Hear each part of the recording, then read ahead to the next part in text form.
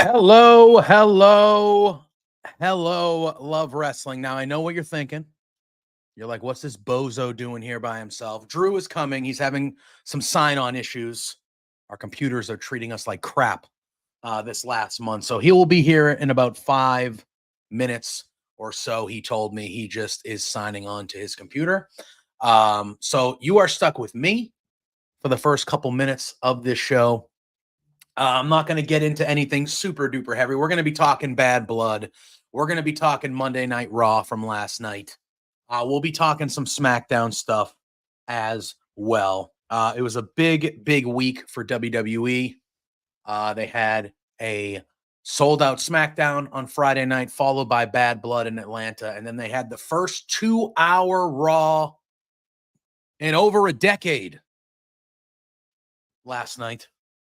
Scott, how are you, my friend? Drew shall be here momentarily.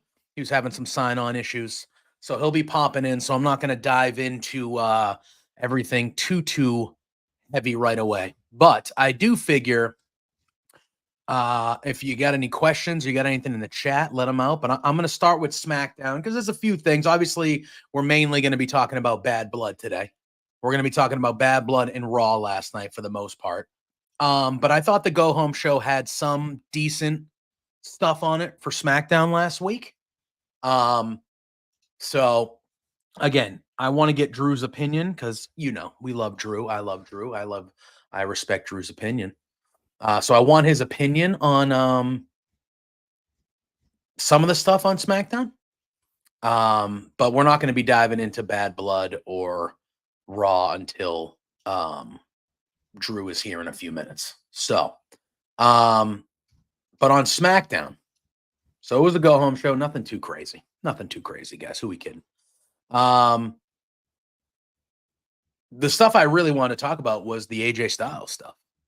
I know there's a lot of people are thinking, is it a work? Is it real? Is it whatever? Well, SmackDown opened with the return of AJ Styles. AJ Styles got on the mic. He said he was very much babyface AJ Styles. The last time we saw him in the Cody stuff, he was obviously working a little heel. He's wearing all black. He had the hood. That was the last time we saw AJ. So we see AJ come back. He's kind of wearing the old wrestling gear he used to. Had some color on it, the gloves, the jacket. Oh God. Is my microphone starting to be fucking weird now? Oh, I swore. But anyway. So he's wearing like very much a baby face presentation of AJ Styles. And he's interrupted by Carmelo Hayes. And Carmelo's basically like, hey, man, you might still say that this place is the house that AJ Styles built, but while you've been gone here, I've been holding it down. And he said, I'm sure you're here to announce some legend contract or, he's making fun of his age, typical stuff like that. And then AJ says, well, he talks about the LA Knight stuff that's going on with Carmelo and things like that. And then this ends up turning into an impromptu match because LA Knight comes out. He addresses AJ Styles. He calls him out for his unretirement segment a while back and tells Melo that if he can beat AJ Styles right now, he'll go to Nick Aldis and he'll give Carmelo a title shot. So AJ and Carmelo have a match. It was a it wasn't a quick match. It was a good back and forth match as you would expect these two to have for the little bit we saw. But we come back from a commercial and AJ hits the Yushigoroshi. I probably butchered that, but you know that move where he does kind of like the fireman's carry to like the almost his head, the opponent's head hits the back of the knee.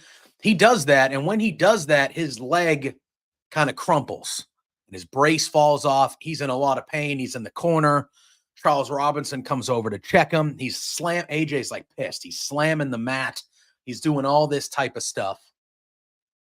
And then the doctor comes over and stops the match. He talks to Charles Robinson. Charles Robinson stops the match. And then we see AJ kind of slide out of the ring. He's talking to the doctor on the side of the ring, and he hobbles up the ramp. And they announce Carmelo Hayes as the winner. And then LA Knight kind of comes out, hits Carmelo with the BFT. And that's kind of how this whole thing. So Carmelo is technically announced as the winner, which makes you believe that we are going to get a Carmelo Hayes LA Knight United States title match. But really later on in the evening, they showed AJ Styles walking in the back on crutches, kind of leaving the arena on crutches. So to me, it looked really good. And commentary did a really good job of showing a bump earlier where AJ kind of like he was trying to do a move and he like landed on his feet to kind of protect himself. Hey, Sandy, what's going on, man? Drew should be popping in within the next couple minutes, and then we'll really get to the meat of the show. We should, yeah. Carmelo did win. He technically did win, so we should be getting a U.S. title match with Carmelo and LA Knight here. I assume on a SmackDown, I would think, since they're kind of bolstering up the weekly shows nowadays. But it was played out really, really well. It was played out really, really well. Like you had the injury looked legit. AJ reacted perfectly. He acted like somebody who's injured does. Like he was pounding the mat. He was swearing. He was visibly angry. Not at anybody, but at the fact that he was hurt, which if you really get hurt sometimes, we see that. We see sports people, wrestlers, anybody, when they get hurt sometimes, they get – I remember Wade Barrett broke his arm. I don't know what is going on with my microphone, but my headphones are sounding weird. Is this just – are we just – that's the question, Sandy. That's what I'm going at. I think it's storyline because listen, I've been watching wrestling for a long time, especially in like the way that wrestling is presented now. When somebody really gets hurt, like really gets hurt, they usually don't stick a camera in their face. You know what I mean? Like they would show Carmelo in the ring kind of standing around, or they would show the ref, or they would show the crowd, or they would go to the announcers or go out back. Like this one was AJ got hurt and it was a camera right in AJ's face in the corner.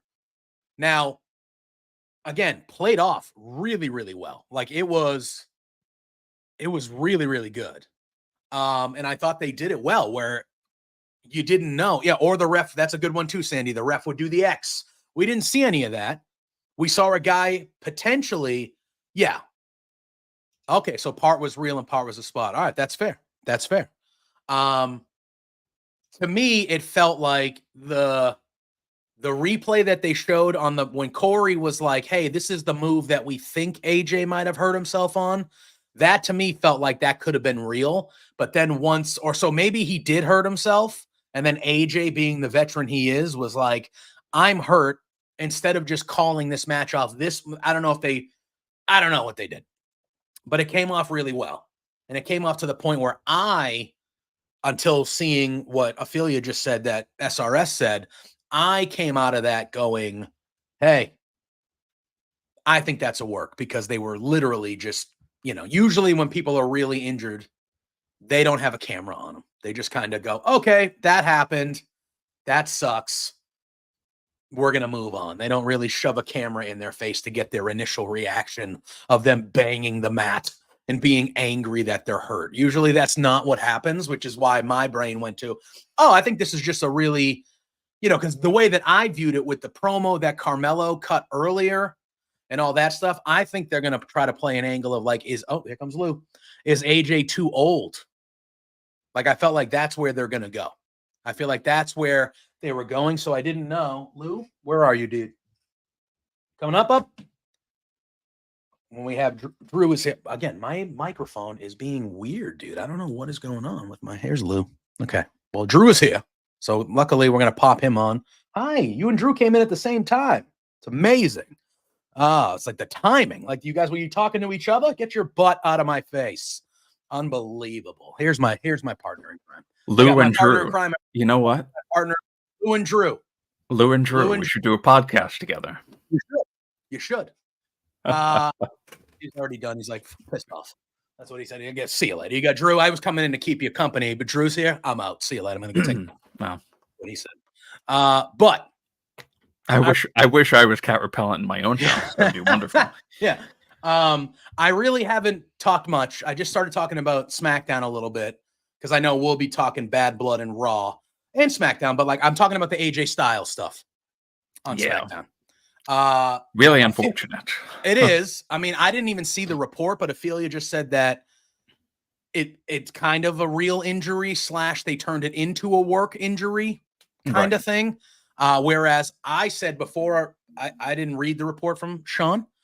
So before I saw that, I thought it was a work because I said usually in today's wrestling, if someone is actually hurt, they don't really keep the camera in their face to get the reaction of them being hurt.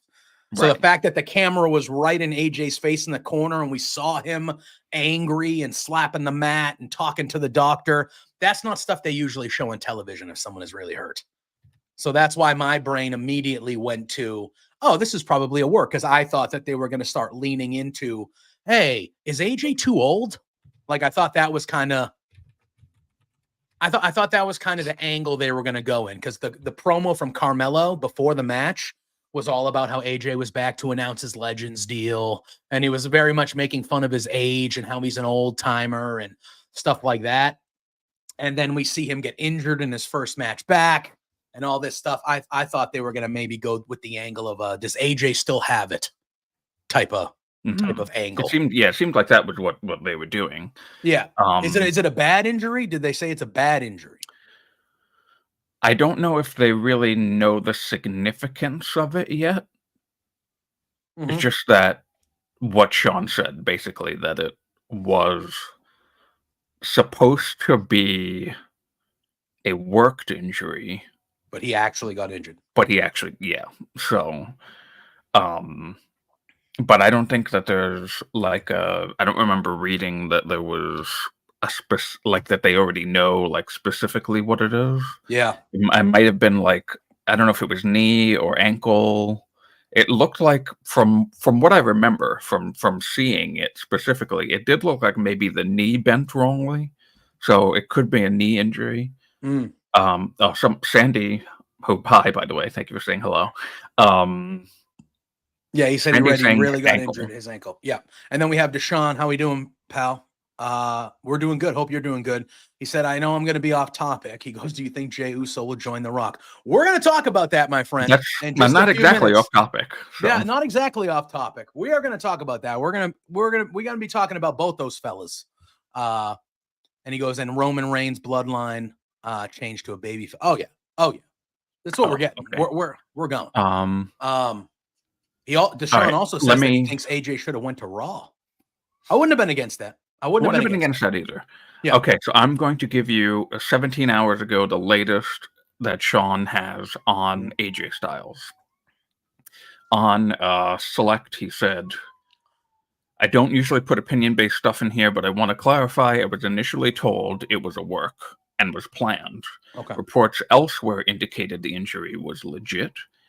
Sean can confirm it's been told to his friends, staff, writers, and others on Fightful that it is a legit injury. And he wanted to share his suspicions with due respect in regards to Styles' health and in the status of the match. So he says in this thing, like what you were saying, WWE kept the camera on him, filmed him going to the back, and the segment ended on time. After he had his leg and knee worked over in the whole match. Yes. Commentary played it up as well. Later on, during a live show, they had a segment set up showing him in the trainer's room and then filmed him leaving the venue on crutches and aired it on SmackDown Lowdown. I guess that's the show after SmackDown. Is that the show? Okay. So he he's seemingly thinking the same thing that you're thinking of. This is actually because that's what you would think, right? Because they don't if it's a real injury, they never do that. They'll never show somebody the way they showed AJ Styles. If it's a real injury, they'll show the opponent, they'll show the crowd, they'll cut to a vignette. They don't show that. So the way that they were showing it so much, I was like, this is going to be a storyline. This is what this is. But obviously they might have had that plan, and then accidentally it's like, oh shit, he actually kind of really did get hurt.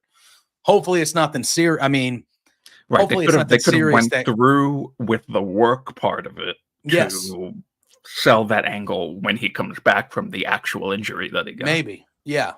And I don't know if it was one of those things where he tweaked it beforehand, and then because they went to a commercial, and when they came back to the commercial, it was like he got that injury angle was played out like less than a few minutes when they came back from commercial. So I don't know if he tweaked it, and then when they were on commercial, there was a conversation between the ref and whoever, and they were like, this is what we're doing.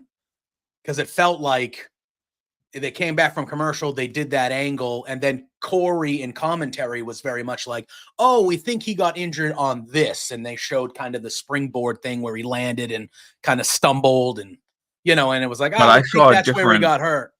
I saw a different moment in the match. I remember, like, afterwards on Twitter, somebody like took a 5-second screen thing or whatever of like another time where it looked like Carmelo came down on him a little bit, where his leg bent in a way that it shouldn't. Yeah, not great. Well, hopefully it's not a long form injury. Hopefully. This was his first time back. He had been gone for multiple months. I think since before WrestleMania, right? No, he fought Cody. He had those matches with Cody after WrestleMania. Oh, right, yeah. So, but it was the first time we had seen him since. Was it? No, because they had one match after France, right? France wasn't the last match with them. They had one match after that, I think, right? Or was France the second match? Either way, he hadn't been around since like the beginning was Money in the Bank, right? No, France was Backlash, with the crowd was fucking nuts. The camera was shaking and shit. They was I think that song for AJ. Wherever Money in the Bank was their last match.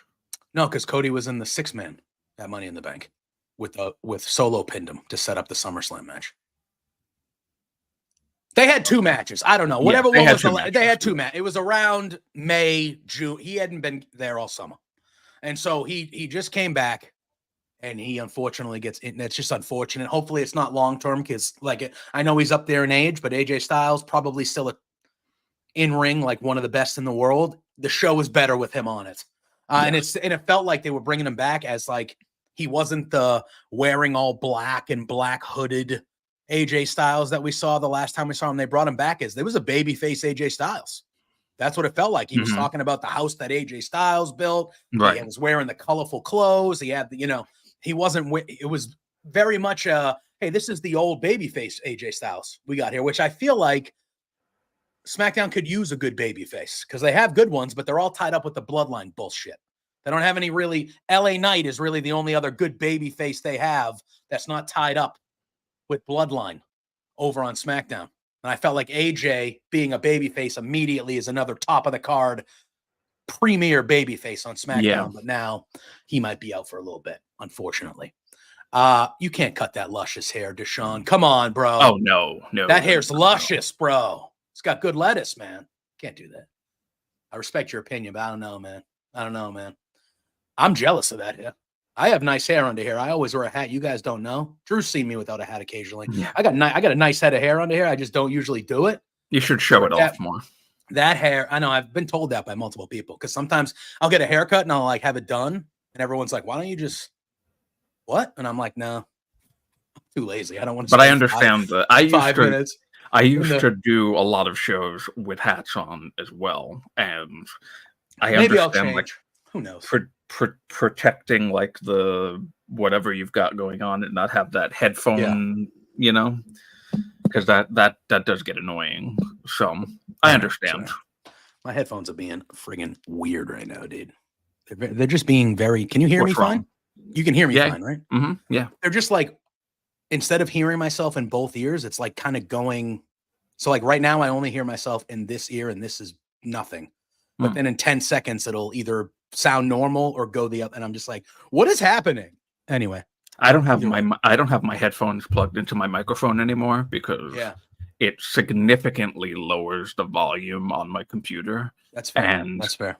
I can't control the volume either. I can only mute or keep it at the volume that the microphone decides is my volume, and I don't like that. Let me try this 1 second. Entertain the people for like 5 seconds. Let me try this. Yeah. So, hopefully, as we said, hopefully AJ Styles' injury is not too bad, and he will be back soon. If there is an injury, again, we don't even know 100% if there really is an injury, if there isn't an injury. But if there is an injury, we hope that AJ Styles... No, I can't hear you. I hope that... We hope, and everybody, of course, hopes that AJ Styles recovers soon and has a good, speedy recovery and is back. Because we missed him. He was gone. He came back. And now he's maybe gone again. Yeah. Can hear you now, yes. You can hear me? Yes. Okay. I can't hear anything. I can't hear you at all. So I'm just gonna go. I'm gonna chat and I'm gonna pretend I'm gonna read your lips. That's what I'm gonna do because I'm a professional. That's who I am, a professional. I'm gonna read Oh boy. We're still talking to each other. That's what it's gonna feel like. Hold on. So I'm gonna tell you something that hold on, wait. Oh, is it working? Can you hear me? Talk now, Drew. Talk? Hello? Yes? No? I guess not. Headphones are broke, bro. My headphones are broke. I don't know what's going on here. We're doing it live tonight. We'll figure this out. Today. We're gonna figure it out. Hello? So I will continue on and what a time to be alive, guys, huh? What? Who am I kidding? I'm gonna hold on. I'm gonna tell him in the private chat. What a time that we're going to talk. Yeah, we're gonna have to do a Love Wrestling about segment. I don't know what happened. Come on. Dumpster match. As long as you can hear me. Hold on. I'm gonna pop out and pop back in. Maybe that'll help. I don't know. I don't know what the hell just happened with my microphone. So now it's your turn. Well, it's your headphones. By yourself. It's the headphones. That's your problem. It's the headphones. So yeah. So the dumpster match. Hello. Oh my goodness. I don't see myself this big usually, and I just realized I'm all discombobulated here. There we go. I like symmetry. So if I see, this bothers me. Plus I have to fix the wall over here. It's annoying. So there we go. Symmetry. I have a little OCD. But anyway, so the dumpster match. I loved this, and I have to tell you that Chelsea Green is probably MVP of the year because, aside from, MVP in another company,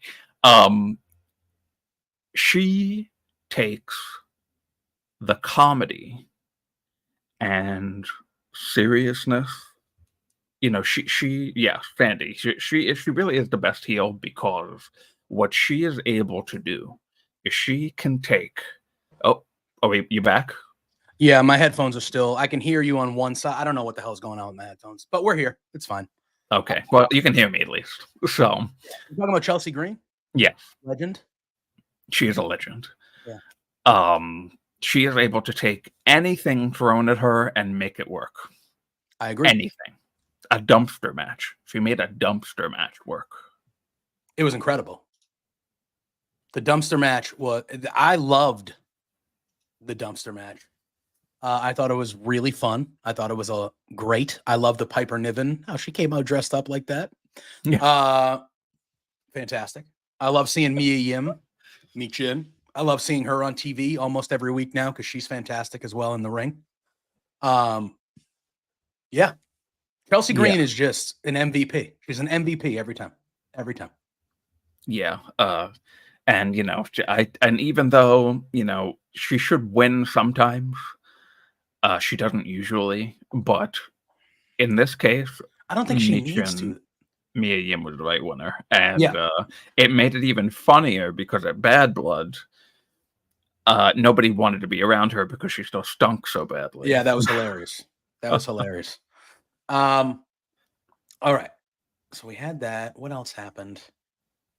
Naomi and Tiffany Stratton had a good match on SmackDown. Naomi getting the win there. Can I just say, Ophelia? Yeah, I mean, she hopefully should. I love what they're doing, and we'll talk about what happened at Bad Blood here in a sec. I love what they're doing with the Tiffany Stratton, Nia Jax, Money in the Bank briefcase. It's becoming one of my favorite things right now. It is. Which I didn't think I was ever going to say. But for the love of God, it made sense that Tiffany Stratton lost to Naomi on Friday. Okay? That made sense. And I'm not saying that Tiffany needs to win every match she's in, but I am already getting concerned that they are going to do the thing where, oh, Tiffany has the briefcase, so Tiffany's going to lose every match that she's in until she cashes in the briefcase. And I do not want that to happen. Because I'm pretty sure she hasn't won since. I just don't want. I love the story they're telling. I love everything they're doing with it. You know, I love Tiffany Stratton. I've been very high on Tiffany Stratton since the early NXT days she was in. She is a superstar in waiting for them. And she has the briefcase for a reason. She was the best choice. She is the best choice. I love the story they're doing. She's going to be a massive babyface when she cashes in on Nia Jax. But please, for the love of God, if she is wrestling before she cashes in, she needs to win the majority of her matches. I'm looking on Cage Match right now. I do not want this to turn, because they do this all the time. I do not want this to turn into, oh, well, she has the briefcase, so she's guaranteed to be a champion at some point, so she can lose the next 20 matches she's in before she cashes in. No. She needs to win the majority of her matches. And I'm already nervous. She won the briefcase. She won the briefcase on July 6th, Money in the Bank. That was. No, she's at least won one or two matches since then, I feel like. But this is October now, so there's been October 3 months. 8th, so this has been 3 months. I guarantee you almost to the day. I guarantee you she's lost 75% of her matches. She's lost every single match, except for a live show match where she defeated Naomi. That doesn't count. Yeah. But she's lost every match that she's been in since she's won the briefcase. 3 months. Yep. I hate that shit. They do it all the time. Oh, they have the briefcase, so it doesn't matter. It does matter. Because by the time she cashes in, if she's 0 for her last 20, she's already starting behind the starting line. It's annoying to me. Like, that is just one of the tropes that is just, again, I am very happy we have another regime running the shows, but they still do some old school bullshit that needs to change. And this is one of them. Just because you have a briefcase, that most likely means you're going to be a future champion. We're going to talk about old school bullshit when we talk about Raw. Yeah, because there's more than one thing. Yeah. Just because you have a briefcase that most likely means you're going to be a future world champion does not mean that you don't need to be treated like a future world champion. Because you're treated like a fucking jobber. And it annoys me. It annoys me. Anyway, let's move on. That triple threat ladder match to end the show on Friday. Holy moly. What a chaotic, crazy-ass ladder match that was. Wild, this match. Very good. Yeah. Obviously, we all knew the Bloodline was most likely retaining, and they did. But this match was wild, man. This was a very, very crazy, exciting, typical Carnage. Montez Ford. Legend, man. Guy needs to all be a I solo. need to say. Yeah. Listen. All I need to say. People have been saying this for years, and I have been one of them. However long you want to wait, that guy at some point needs to be a singles guy. And I have openly said my dream, what I want. What I want is not now, but sometime in the future, I would love a heel Bianca Belair and a heel Montez Ford as a power couple running SmackDown. Both world champions, both running SmackDown. The heel, like, we're better than you. Look at us. Look how we look. Look how we are. We are just the best. That's what I need, Drew. I need that on a show. I know it's not going to happen tomorrow. It might not even happen in the next year or two. But at some probably point, never going to happen, unfortunately. No, but I don't know. I don't want to say never, but I'll say, well, I'm not saying that they won't ever be champions, but they will. Keep going. Uh-oh, it went out again, I guess. I'm not saying that they won't ever be champions, or specifically Montez, because Montez has been in the tag team for his entire time in WWE. Agreed. And I feel like you okay? You good? I can hear you in both ears now. I think I might. Oh, awesome! Don't jinx it. Don't jinx it. Okay. Move on. So Montez Ford has been in a tag team his entire time in WWE, but they worked I think it was right after the pandemic or right before the pandemic. I don't remember now because it feels like it's been 20 years in the past 3 years. So I don't remember when it was, but they were kind of teasing a split between the two of them. Mm-hmm. And then they just decided to drop it and continue them as a tag team. Yeah. Montez Ford needs to have he will have the singles run out of a tag team split that Kyle Fletcher has had, that if they give him the rope, Ludwig Kaiser has had. Yeah, I agree. And look at Dawkins is no slouch either. I think Dawkins could have a very successful singles absolutely run too. I just look at Montez Ford and I go, if they gave him good, if they put the, I'm not thinking of the right word, but if they put the whole horse behind him with the company behind him, that's a top of the company type guy. You can see it the second you see him. You're like, oh, he's got that front cover of the magazine look. Like he just has that look. And he's got the body, he's got the style, he's got the charisma, he's got literally everything that makes me jealous of Bianca Belair. And I can absolutely see him as a singles champion, but WWE's got to do it. And I don't 100%. Know if they're ever going to do it. Yeah, I don't either. And again, fine, they don't have to.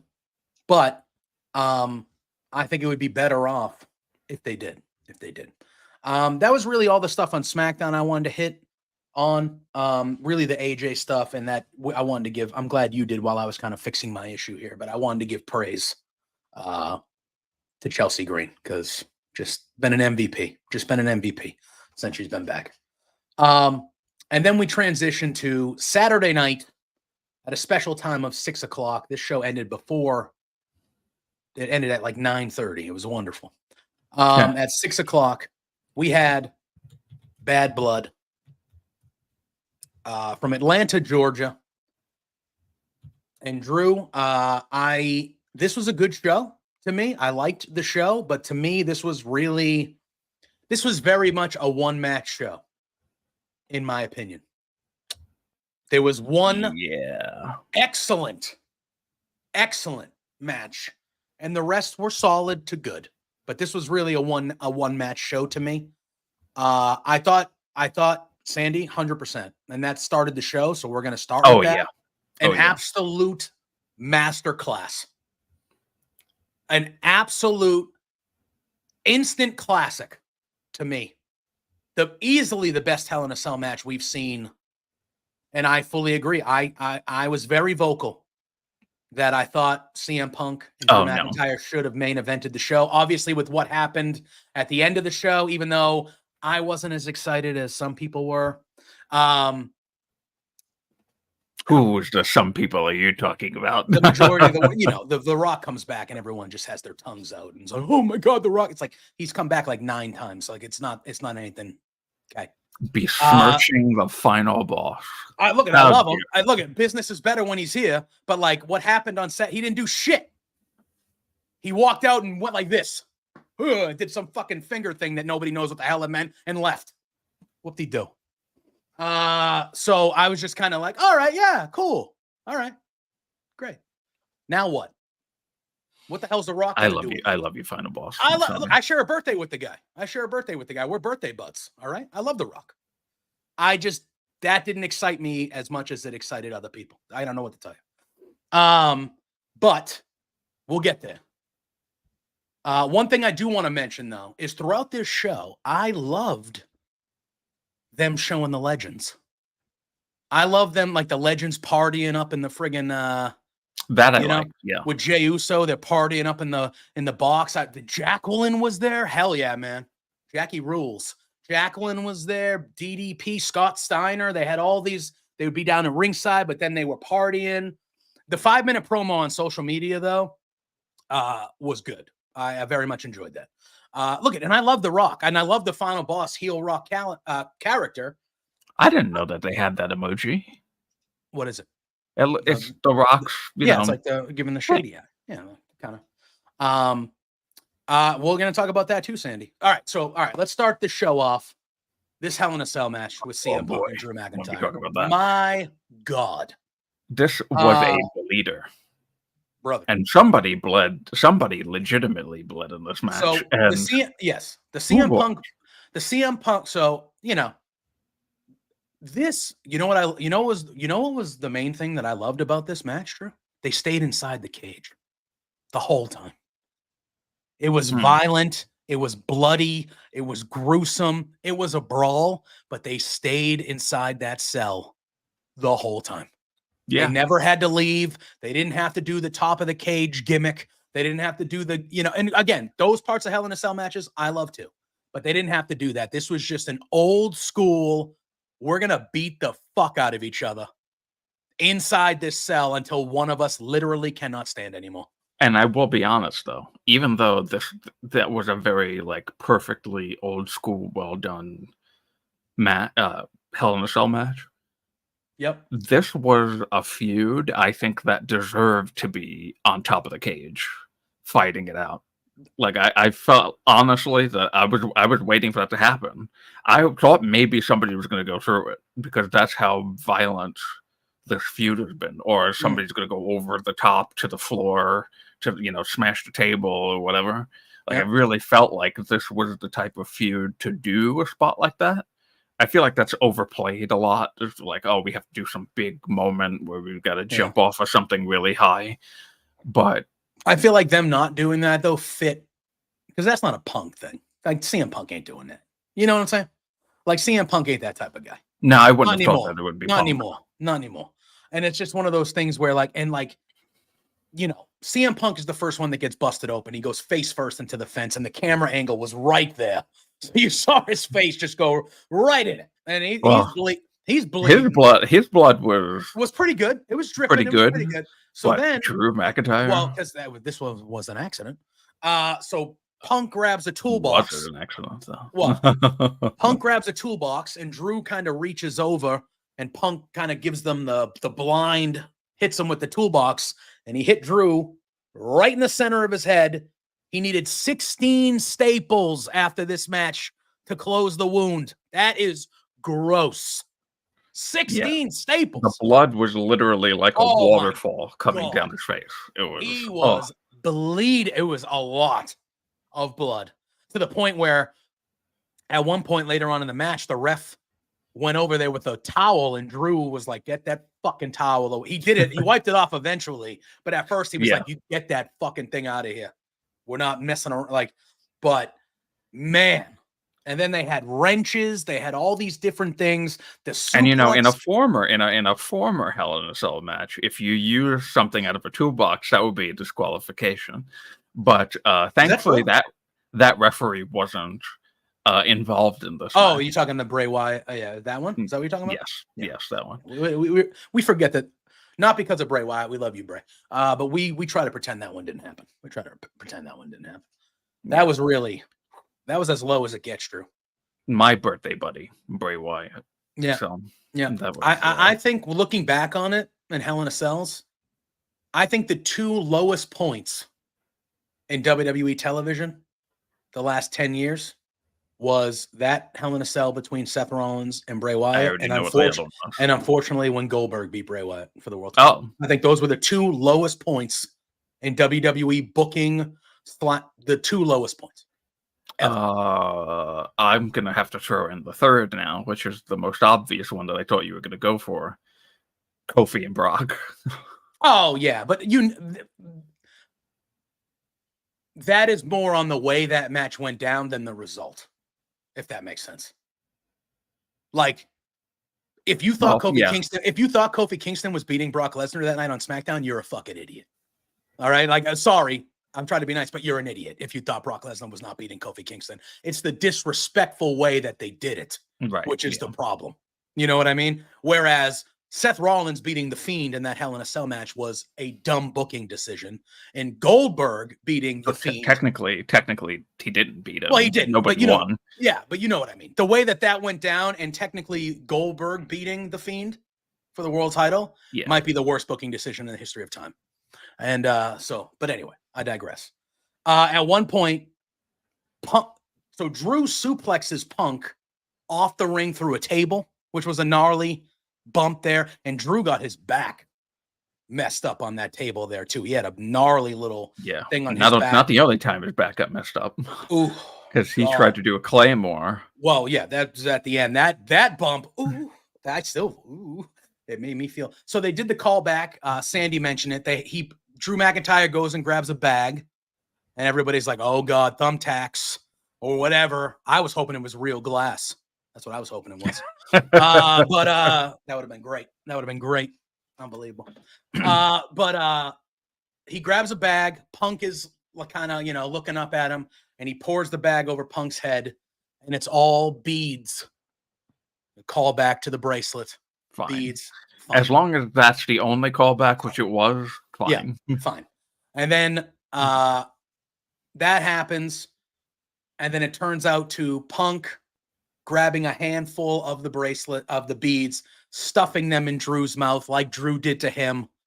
And then he wrapped a chain around his knee. He gave Drew one final GTS and falls on top of him for the 1, 2, 3. But yes, that bump that you said. So they do the bead spot, and then Drew sets up for the Claymore. The steel steps are in the ring. Punk is standing in front of the steel steps. He runs, Punk moves out of the way, and Drew took this bump on the corner of the steps, right in his ass/lower back, that every human being that was watching that, I think at the same time, we all just went, "Oh, yeah. Oh, no." We all had the same reaction, like, "Oh, no." You could hear the crowd, too. Everyone was like, "Oh, no." And that happened. Everybody He'll be feeling that reaction. probably for another 2. Oh, my God. I guarantee you that hurt 10 times more than getting hit in the head by the toolbox. I guarantee it. Oh, man, that looked like it hurt. And then that led to the GTS spot with the chain. But honestly, like, brother, I was sitting here watching that whole match, and I was like, this is just incredible. This is just incredible stuff. They are beating the crap out of each other. It was violent. It was everything I wanted it to be. I thought it was excellent. And they did the little thing after the match where Punk leaves. Drew's still laid out. Punk leaves, and he takes a few steps down the rampway, and he like passes out or like falls to the ground. And the doctors go over and check him because he's physically exhausted and all this stuff. As you know, Drew's still a bloody mess. We're going to talk about that more when we talk about Raw. Yeah, really, really, really good stuff. The best Hell in a Cell match I can remember in a while. I know it's obviously recency bias, but man almighty, that was incredible. We then have the WWE Women's Championship match. It is Nia Jax versus Bayley. I actually thought this match was a pretty good match, as you would expect. I like this match a lot. I like this match a lot. I think Nia and Bayley have really good chemistry with each other. They were going back and forth a lot. At one point, Nia hit a friggin' avalanche Samoan drop on Bayley, which was gnarly looking. But good old Jessica Carr, the ref, this was such a MVP, weird spot. MVP in this match. So, okay, I'm trying to explain how this ref bump happened. So Nia Jax basically threw Bayley into Jessica Carr, right? Like on a kick out. It didn't knock her out though. She was she got down on the floor. Yes. So she's kicking out. Bayley gets kind of tossed in Jessica Carr's direction. Jessica Carr is like just kind of stumbling, like, oh shit. She's like kind of down, but like whatever. And then Bayley kicks Nia. And Nia falls down and just splashes on Jessica Carr. And at that point, Jessica Carr she's out. That's it. Done, out, removed from the match for the time being. Bayley then hits a rose plant on Nia Jax. It looks like Bayley's going to be the new champion. There's no referee. And then what do we hear? It's Tiffy time. And Tiffany runs down. And I thought they did this to perfection. Oh, yeah. This was amazing. To perfection. She runs down. She hits Bayley with the briefcase a few times. She goes to wake up Jessica Carr. The briefcase at this point is on the ground near Jessica Carr. Like Tiffany let go of it after she hit Bayley the second time. Yeah. Nia Jax is out cold still from the rose plant. Jessica Carr is starting to get to her feet in the corner. And as she's getting up, she sees the briefcase, and Jessica Carr picks up the briefcase on her. Like Tiffany did not hand it to her. She picks it up because she just sees it on the ground. And in her grogginess, she's like, oh shit, is Tiffany cashing in? Whatever. So she grabs the briefcase. And at that moment where Nia Jax, Jessica Carr is holding the briefcase. Undertaker style. Yes. Yes. So Jessica Carr is holding the briefcase as she would if Tiffany just handed it to her. Like she has her hands out, she's holding it like this, and Tiffany is going to grab it back. Like I want it back. So she's going to grab it, like give me my briefcase back. And at that exact moment, Nia Undertaker sits up, and she sees, and in her mind, she has to be like, this bitch is trying to cash in on me. No way. So she's looking at Tiffy going, what the hell are you doing? Tiffy's going, no. I just helped you. Look at Bayley. That was me. I'm not trying to cash in. No. And Nia's like, well, what the hell was that? I just saw you. No. And this goes without, So then they're doing that. Then Bayley wakes up. They start going at it a little bit. And then Bayley goes to the top rope to what we assume is to try to hit, Nia with an elbow drop or something like that. And Tiffany Stratton throws the briefcase at Bayley. And that distracts Bayley. Nia goes up, hits the avalanche Samoan drop, then puts her in the corner for the Annihilator. 1, 2, 3. This Nia was a really retains. good match. I enjoyed it. Very good. Very good. And I thought that type of stuff that's a more unique thing that hasn't really been done before with Money in the Bank specifically, where the briefcase is just there, not to be cashed in, but the referee, after being, knocked out and she doesn't know what's going on, she just sees the briefcase and she grabs it and she holds it up like it was just held, like it was just given to her. And then the champion just comes in and is like, what's going on here? Like that isn't something that we see usually with the briefcase. No, so not at all. This was really, really great. And I have to say, like we were talking about before, this totally the way that they are booking this briefcase makes up for the shit storm that they did with the men's one, because I didn't have a problem. For the record, I did not have a problem with how they did the men's one. I actually thought it fit the story of Drew and Punk. So I had no problem with that happening the way it happened. And I'm kind of happy. I'm like, let the women be the only briefcase and let them shine. And they're so far doing it the right. Like they're booking this great. So I didn't have that whole problem. As much as I loved the final match between the two of them, Drew and Punk? Between Punk and Drew. Yeah. Drew looked like an absolute chump for most of that feud. And that really is unfortunate for me, because I like him a lot. That was by design though, wasn't it? I think it was by design, personally. He was going to go for Gunther. Yeah. And then There Punk said should no. not. Punk was supposed to go for Gunther, and Drew stopped it immediately. Mm. So it's been like, okay, wait. He's been taking title shots and titles away from me Yeah. all year. You bide your time. Yeah. You make him think he's going to win that championship, and then you yank it from him like he's been doing to you. It's fair. Yeah. That was the wait for that. But as much as, the last match was great, I think a big part of that feud, Drew looked like an idiot. So, anyway, so now moving on. This women's match was wonderful. I liked it. I really did enjoy this so much, and I'm so happy that they did not do the typical originally babyface with the heelish friend. Yes. With the briefcase. They've reversed it here. Yeah. And they've made Tiffany. Really well and done. we're not all the way there yet. But they're designing it in a way where, like by the time it does happen, Tiffany is going to, and she already is over. Her music hits and the crowd pops, right? Even with her being a heel. She's just over that way. Like, she just has the look. Everyone knows.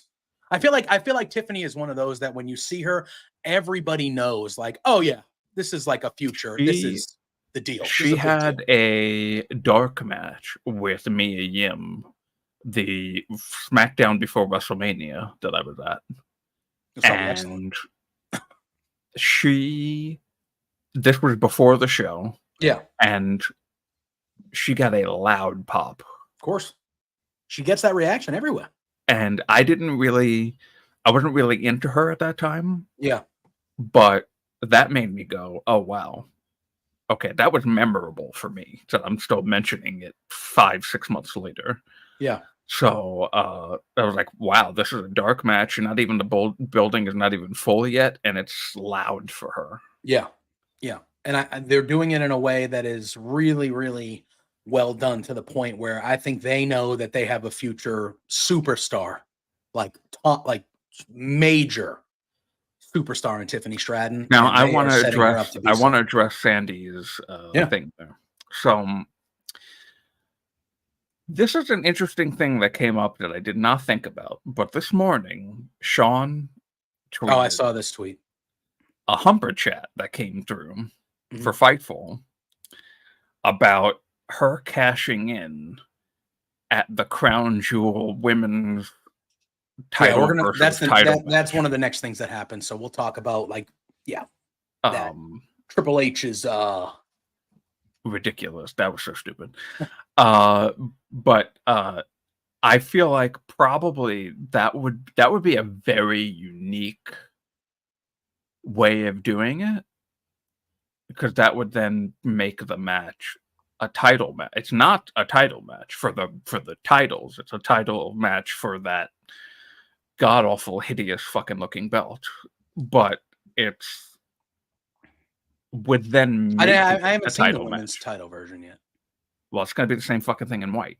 That's what is it really? It always is. I kind of like. I didn't think this one was nice looking, but I like big belts. I like big belts like that. I just think it's too diamondy. There's too many diamonds. It's ugly. It's ugly to me. It doesn't mean anything. Well, I guess let's just get this out of the way now, since we're talking about it. Triple H comes out, and you're thinking like, whoa, what's this major announcement that's going to be? I know we're going out of order here, but we're already talking about it now. And then he's talking. There's clearly a title in the ring, and so we're like, "Ooh, is it a women's mid card? Is it a redesign of something?" No, it was just a new. So okay, there used to be the old Survivor Series of Raw versus SmackDown, where the champion of each would fight each other for brand supremacy and all that nonsense. But they've pulled away from that in recent years. Yes. So now all of a sudden, according to Triple H on Saturday, Crown Jewel every year is now going to be for just the top men's and women's champions, title versus title, or a completely different title that looks hideous and this whole thing makes no sense at all.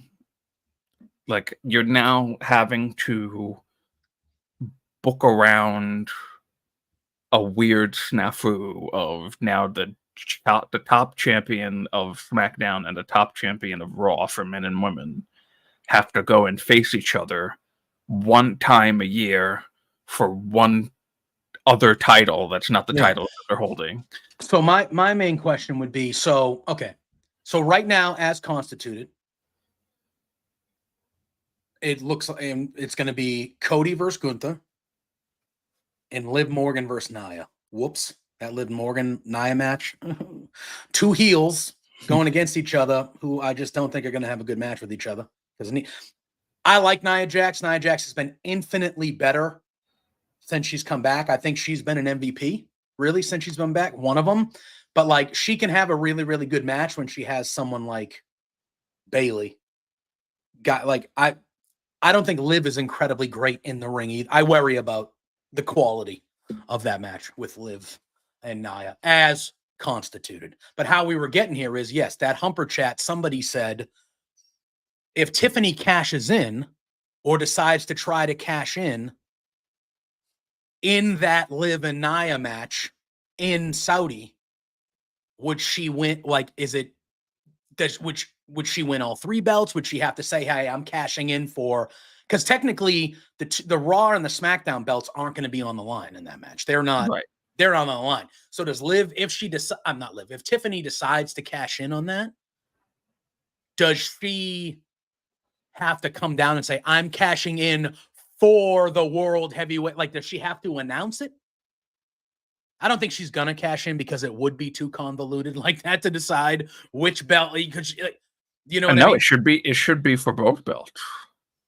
But there's three belts there.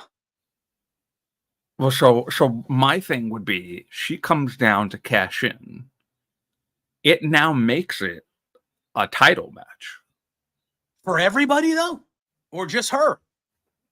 She has the contract. The other people don't. But it changes. It changes the whole match.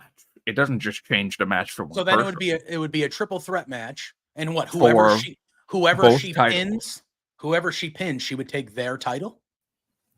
No, I think those titles are not on the line. But the Money in the Bank makes the title on the line. Yes, but I think you would have to. You know what I mean? Like, when we've seen this happen before, when Seth did it, he came into a world title match where the title was already on the line. And he said, I'm cashing in. So it became a triple threat. But there was only one title involved, though. Yes, but this one, none of the real titles are involved. The only title involved in this one is the fake one they just made. Those other titles are not on the line. So if she comes out and cashes in, is she cashing in for the big one they just made? Because those titles are not on the line.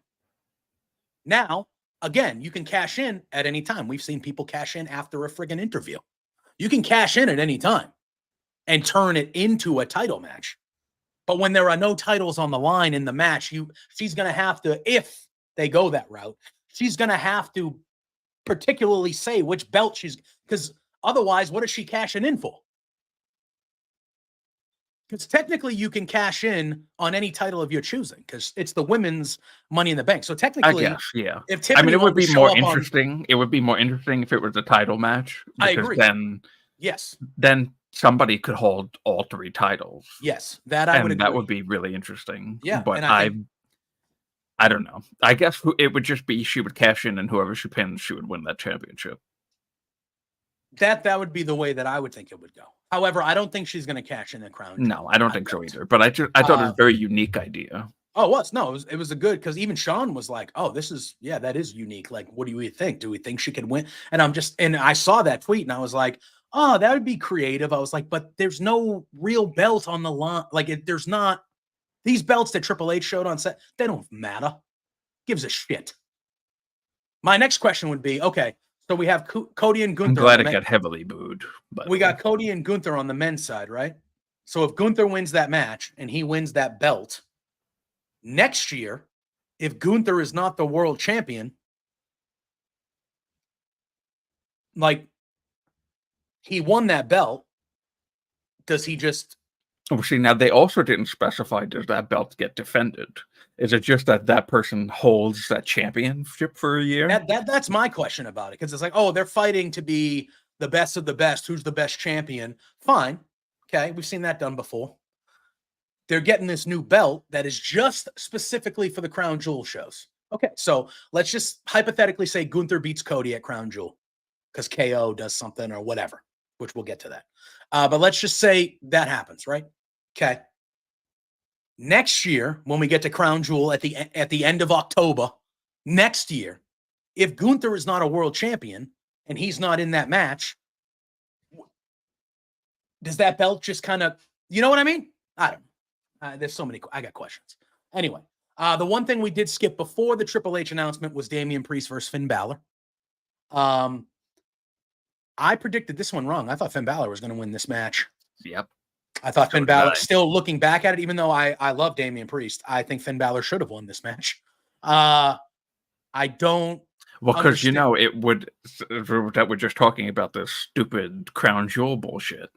It would probably make more sense for for somebody to have regained a championship that's going to be the next match we're going to, for this Crown Jewel nonsense to look a little bit Let better. me tell you, Nia versus Rhea, I would feel a lot better about, because they have a history.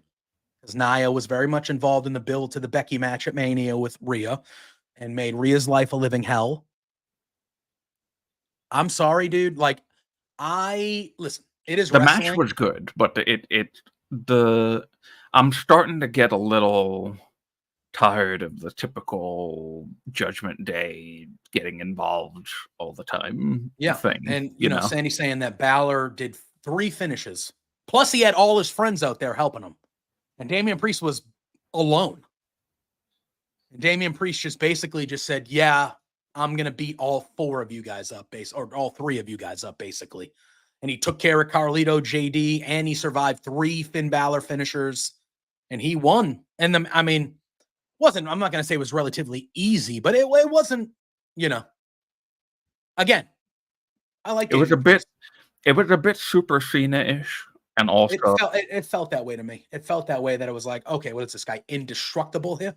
What are we doing? But also then at the same time, I was like, can we just have one match without this typical Judgment Day stuff? Just like one match, just one. And ironically, we kind of did have that with the next one, but that was because it was a women's match. But then we had, you know, something else happen that's like, oh, well, now this is what's going to be the new thing for the women's matches. So this person's going to come out for every women's match and interfere. 100%. So before we get to that women's match, we had Gunther come out.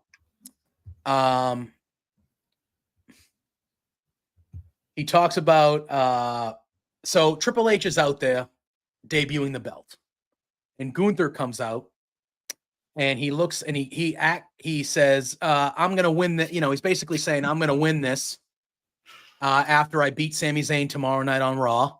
And what we didn't mention is this whole time, by the way, Bill Goldberg is sitting front row with his wife and his son Gage. So then Gunther comes looks out, like a carbon copy of him. Literally, like I was like, when's that guy getting in a WWE ring? Because he looks like he's ready to go now. Looks like he's ready to go now. I know he's in college. I think he's playing college football or college wrestling. But yeah. So Gunther comes out. He looks at the new belt. He puts it over. He says, I'm going to be winning this thing after I beat Sammy tomorrow night on Raw. And then he just says, I noticed that Goldberg is front row. And he goes, I just want to clarify something. He goes, you might have seen a few weeks ago where I told Bret Hart that you were a childhood hero of mine, but that's just simply not true.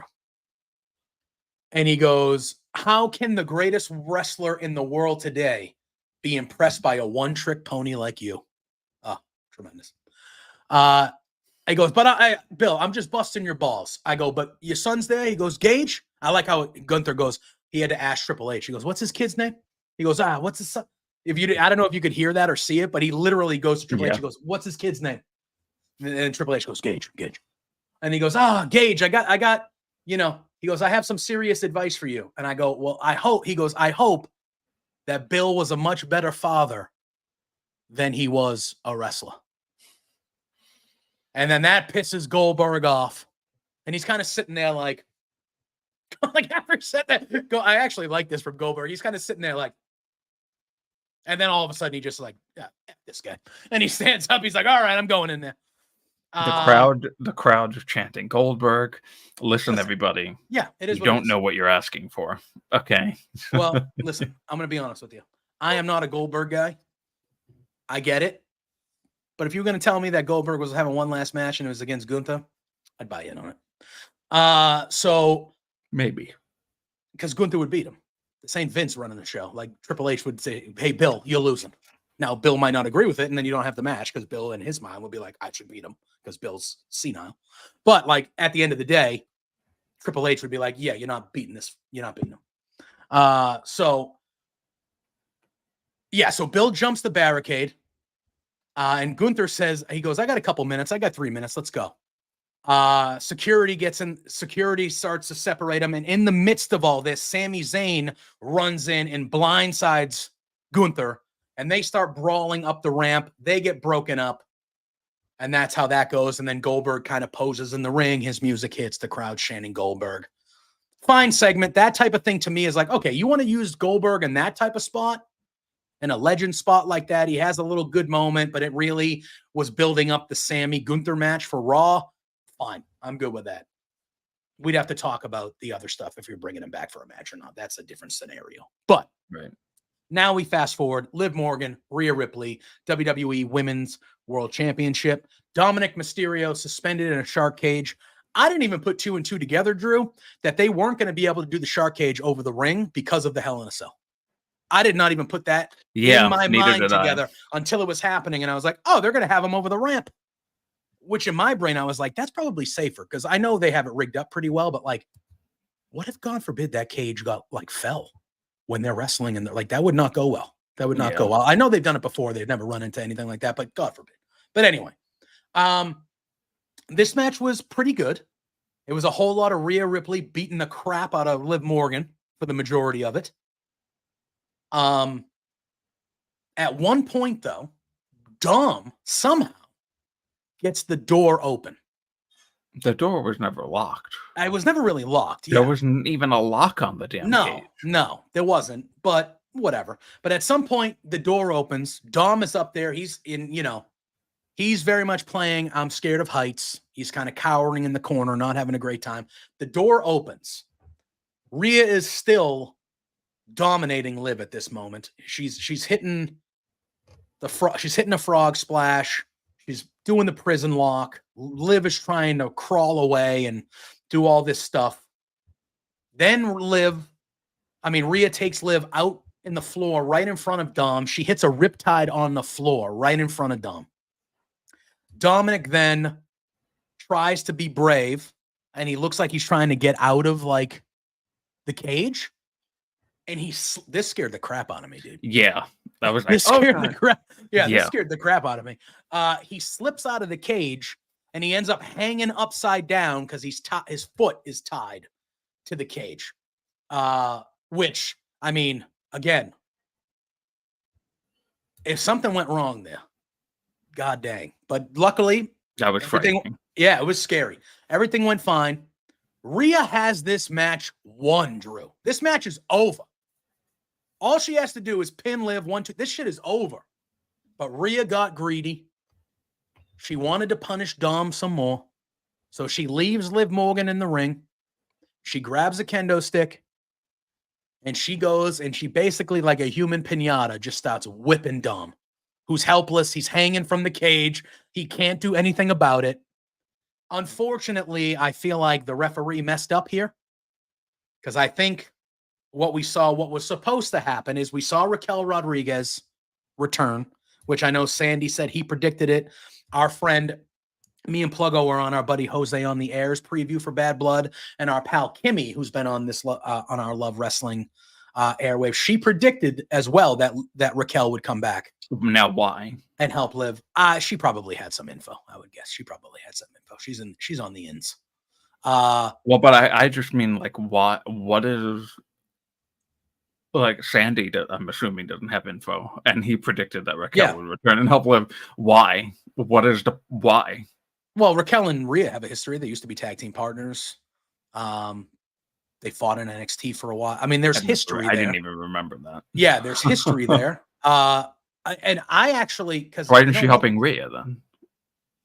Because Rhea was a bad guy and turned on her and all that stuff. Like Rhea was a bad guy up until she became a good guy a year ago, or a good person. Like, you know what I mean? Babyface shouldn't say good guy. Oh, so Raquel and Rhea turned on Raquel when they were attacked. Yes, and I think they had.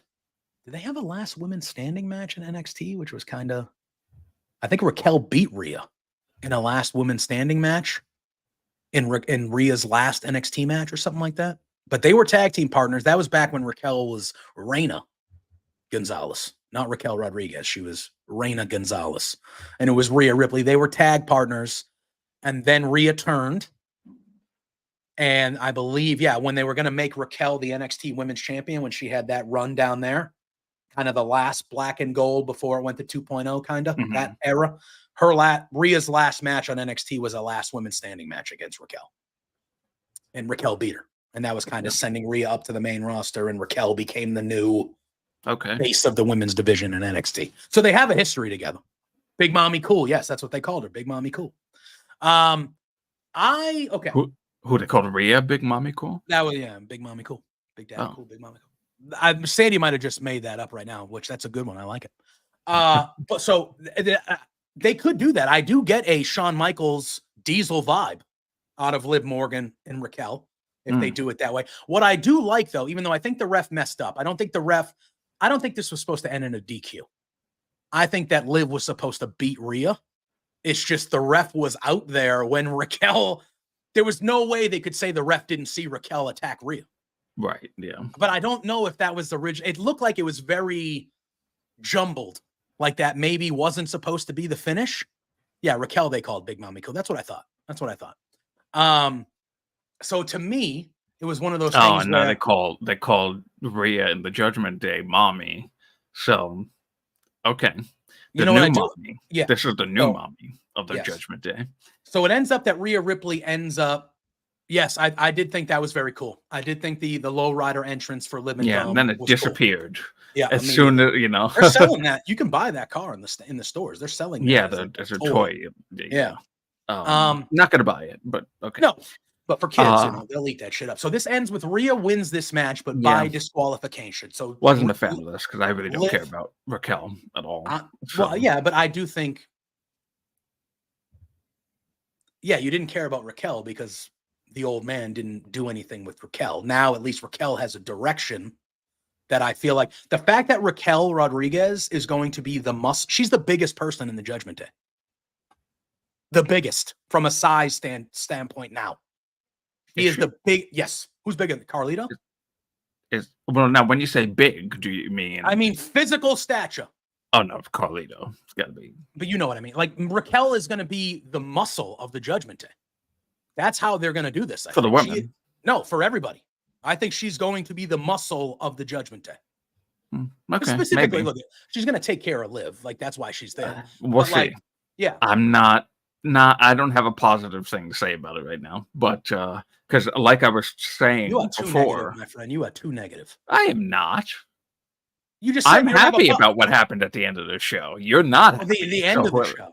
But then you're like, I don't care about Raquel. Well, they're giving you a reason to care about Raquel. She just came back for the first time in 6 months and joined a new like that. Is that not a reason to care? But the reason why I said is because it's now going to be a continuation of constant interferences and look at now for the woman, for the women's side. I think Rhea should have won this match and won the belt, and I think Rhea and Liv shouldn't be fighting anymore.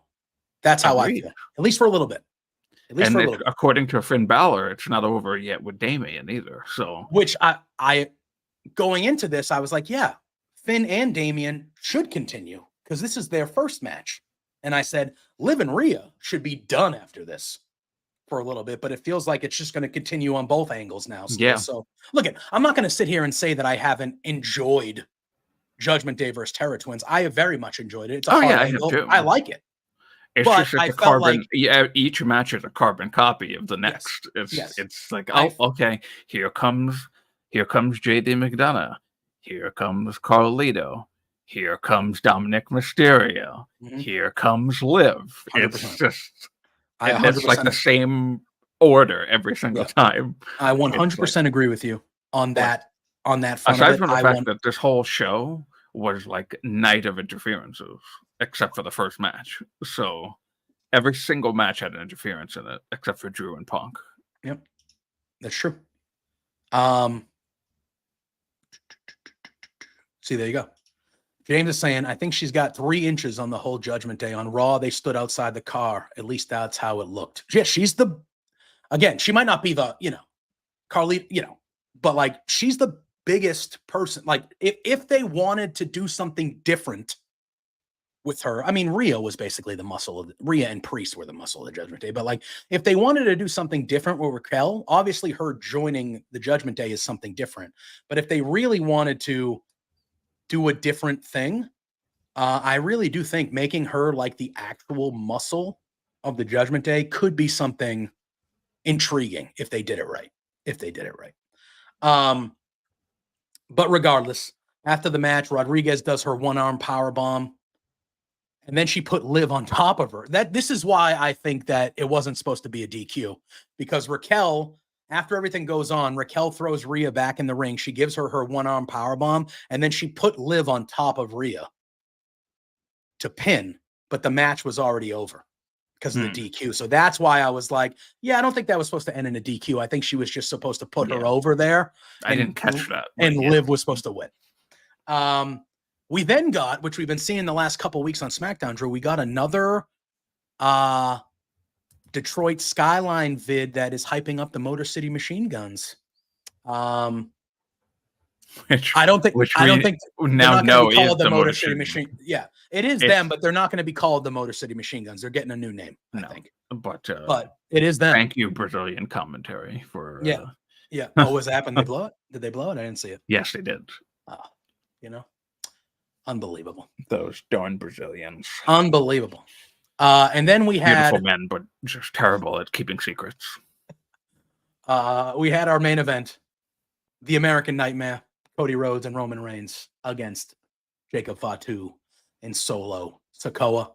The tag match on its own, pretty solid. Roman Reigns getting beat down a little bit during this match. Cody gets a hot tag. Then later on, Roman gets a hot tag.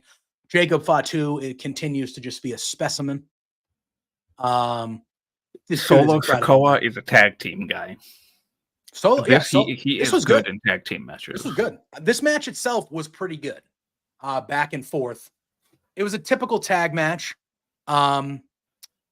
Sandy's saying the bands were unnecessary. Yeah, I don't mind the fan, especially with them being. With them being in Atlanta and Georgia Tech, and that being something that both Roman and Cody, I didn't have a problem with it. I thought it was hilarious in the moment, and then after the fact, I was like, oh, they're trying to one up each other. Yeah, and that's why. That's what I thought. Roman did his entrance that way because Cody did his entrance. Yeah, because there is still that animosity between. Yes, them. I'm coming after you eventually. I just got other shit I have to worry about right now. You know what I mean? But I thought all in all, this tag match was really, really good. Again, I still think this was a one match. Like the Hell in a Cell was like on a different pedestal than everything else, but I thought everything else was good. Yeah. And I thought this tag match was good. I'll tell you what though, when they did at one point, Jacob Fatu, him and Solo did like back-to-back top rope moves where Jacob Fatu did the jump up moonsault and then Solo just hit this most bland splash of all time. Yeah. And I'm like, I'm just looking there going, come on, guys. Come on. It's not even close. What are we doing? Yeah, Jacob Fatu is incredible. A specimen, dude. That guy is just wild. But at the end of this, Cody Rhodes and Roman Reigns get the pinfall victory. Roman pins Solo with the spear after Cody hit a crossroads. But what led to this was Roman was in the ring. He's looking outside. Fatu and Solo are both outside looking at him. And we see a guy slightly behind him, kind of in the middle, but slightly behind him in a hooded sweatshirt. And Roman's staring at him. And he's like, wait a minute. And then we eventually see Jacob Fatu and Solo turn and go, who the hell is this? Super kick. Solo gets in the ring. He's looking down. Jimmy takes off they take off the hood. It's Jimmy Uso. Jimmy Uso is back. Got a great pop. Good for Jimmy. Good to see Jimmy back. And then that led to Superman punch. Roman lining Solo up, hitting the spear. 1, 2, 3. Jimmy slides in the ring. Him and Roman have a nice moment where they're staring at each other. Jimmy's like pumped. Roman is like, They hug. Great moment. Then Reigns kind of looks over at Cody. Cody's kind of that guy is also Cody's kind of getting himself up in the corner. Roman, they stare at each other, and Reigns and Jimmy leave. And as they are leaving, the Gorillas of Destiny attack Cody from behind. Solo and Jacob join. It's 4-on-1.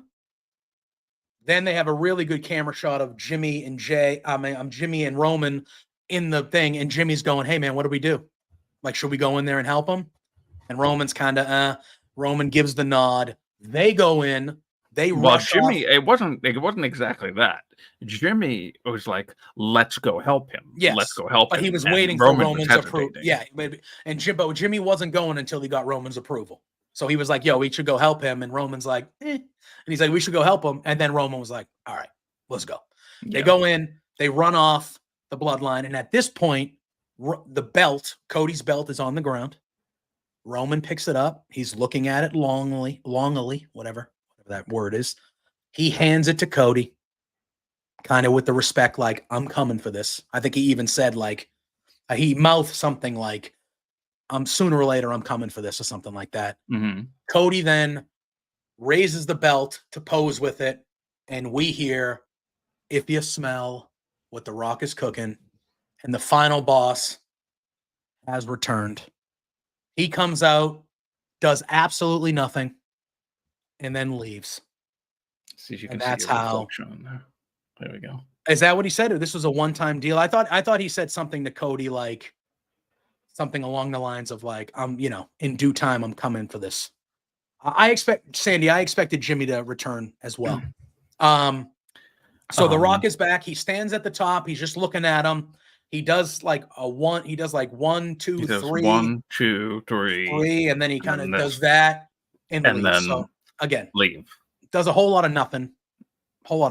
Beautiful. Loved it. Loved every moment. Yeah. I thought it was fine. My prediction is that 1, 2, 3 is there's going to be a triple threat for the title at WrestleMania between Cody, Rock, Roman. I don't need The Rock. I don't need Cody involved with this. He's going to there's going to be at all.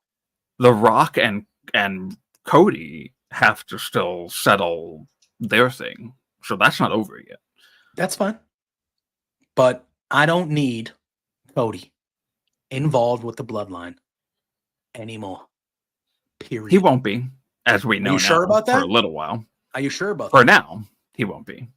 Because I am concerned that they're not going to do bloodline versus bloodline at War Games. I'm concerned that they're going to do Roman, Jimmy, Cody, KO, and Randy. It's going to be Roman, Cody, and friends versus the bloodline. That's what I'm concerned about. Roman. Wait, who is on the babyface team? You said? I thought, well, not KO, because KO just turned. So not KO. That's a mistake on my behalf. Because after this, before we get to Raw, after the show, there was some fans. So the way that WWE did, I want to ask you how you feel like this win, because obviously we have been kind of waiting for someone to turn on Cody. Yeah, he did. That's what he did. He did the Italian. He did the Italian like boss. Get out of here. I didn't look like he went like this. It looked like he went like this. Like, yeah, maybe. Know. But I kind of got that as like, fungu. Yeah. Fangu. Yeah. But I'm Italian, so I know these things.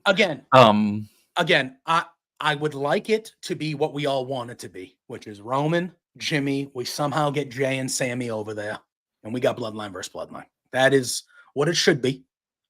But I am very worried by the way things are happening. Now, what happened after the show, we saw KO and Cody chatting it up near the trucks out back. There were fans there. And KO just attacked Cody and just beat the crap out of him. In the back, was kicking him, stomping him. He turned heel on Cody Rhodes after the show. It was not shown on WWE television yet. It's only been cell phone footage from fans and things like that so far. Cody was on Raw last night, didn't even address it. They're like, Wade Barrett was going to talk about it, and Tessa Core was like, nope, no, we're not talking about it. We can't talk about it. Yes. It's been, it seems like it's a little and bit. And then KO left in a Lamborghini after he turned, KO of all people. After he turned. No, man's got class. Yeah, you got that's just not a typical car I would expect the character of Kevin Owens to get into. A Lamborghini? That guy's like the most normal United States of America champion, Kevin Owens, maybe. Yeah. I would expect him to go get in like a Jeep or a truck or something like that, not a friggin' Lambo. It looks like he'd probably be driving a Gladiator. Yeah. Now that you mentioned Jeep. Yeah. And Ophelia's saying that Adam Pearce did post about it. He said it's being dealt. Triple H did. Well, they showed the tweet about it. Yes, they did. So again, I don't know. I'm just getting concerned that Cody is just never. Cody is not going to be involved with the Bloodline of Survivor. He better not. He's not. It's over, dude. He has to face Gunther at the Crown Jewel crap, and then Kevin Owens is going to be after that. I would hope. So he's not going to be involved. It's going to be. Hope. Look at all I'm saying is it's going to be OG Bloodline versus New Bloodline, and that's what it should be. People are like, "Oh, it's going to be Judgment Day." Look at the attack after the match, where it was all four of them beating Cody down again, and then The Rock showing up, and that's probably the reason why I'm not so high on The Rock showing up as others. Is like, yeah, I'm a wrestling fan. I'm obviously pumped The Rock is back, duh. But like, part of the reason why I'm not so high on it is because in my brain, I'm like, Cody is still going to be muddled in this bullshit. He is in 2025. Maybe. Definitely. Well, yeah, because he's going to fight Roman at some point. He's going to fight Rock at some point. But like, I don't know if he does fight Roman, honestly. They have to have that match eventually, right? They have to. I don't think so. I don't think they ever need to. Roman never got his rematch. He held the belt for 4 years. Champion. Roman held the belt for 4 years and never got a rematch. He doesn't have to. What? He doesn't have to have the rematch with Cody as champion. I agree, but most people get rematches. This guy held the belt for literally the longest time we've ever seen in the modern era, and you're not going to give him a rematch? Come on. Scott, I disagree. I heavily disagree. I heavily disagree. I think there has been points throughout this story where it's been kind of, but I that is doing a major disservice to the storyline by saying that. Now, again, your opinion, you're allowed to have it, but I vehemently disagree with you. Yeah, to the point where this is what's going to happen, and I saw this the way that they've been booking it. So Rock has come back. Cody now got Kevin Owens turned on Cody. Yeah. So now Cody's going to be involved with Randy and Kevin Owens. We hope. What's happening? I'm telling you now, this is what's happening. Kevin Owens turned on him then because now Cody has to face Gunther, and then Cody needs to have non-bloodline related things to do after that, hence the turn. That's going to be post Crown Jewel, Cody and KO. I actually think that KO is going to get involved and help Gunther beat Cody at crown jewel because I don't see Cody. Maybe. I don't see Cody beating Gunther for that belt. I don't think Gunther's going to lose. That will protect everybody if Kevin Owens gets involved. 100%. So I agree with that. 100%. I think that's what they're going to do because, like you just said right there, that keyword protect, that protects Cody because, yeah, he loses, but he lost because somebody fucked him up. And then, yeah, I mean, I just disagree, bro. I disagree, Scott. So, see, I didn't get it at first, but when you're talking about things being by design, Solo being a chump is by design. Correct. And I that get is it on purpose. They are clearly doing that on purpose now, making him look like a chump.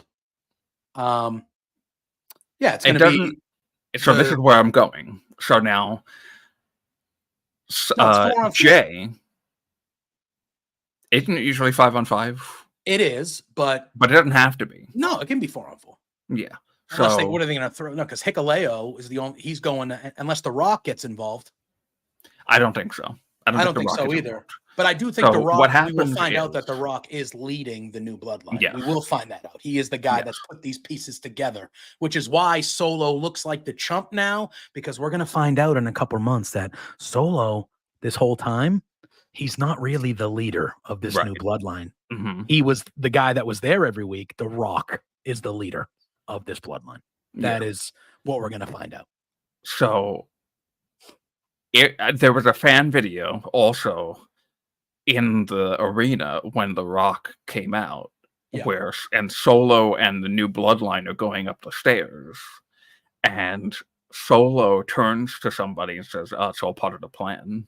Mm-hmm. When The Rock came out, so it's like, yeah, he's the leader.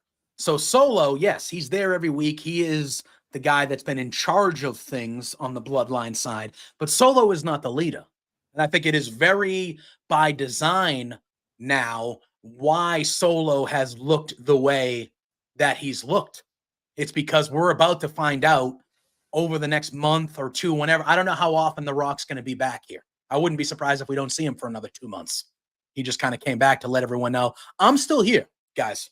Yeah. You still got to get through me eventually. I am the final boss.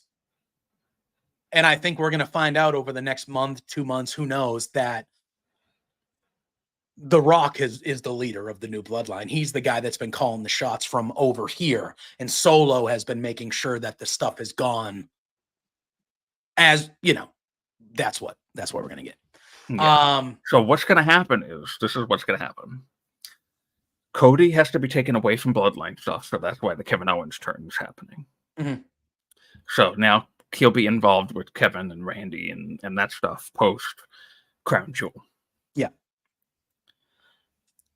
Scott, we get it. You don't like it. We get it, dude. It's your opinion.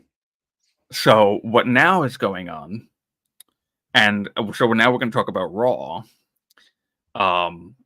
Sammy lost his match. He is now not involved with anything on Raw.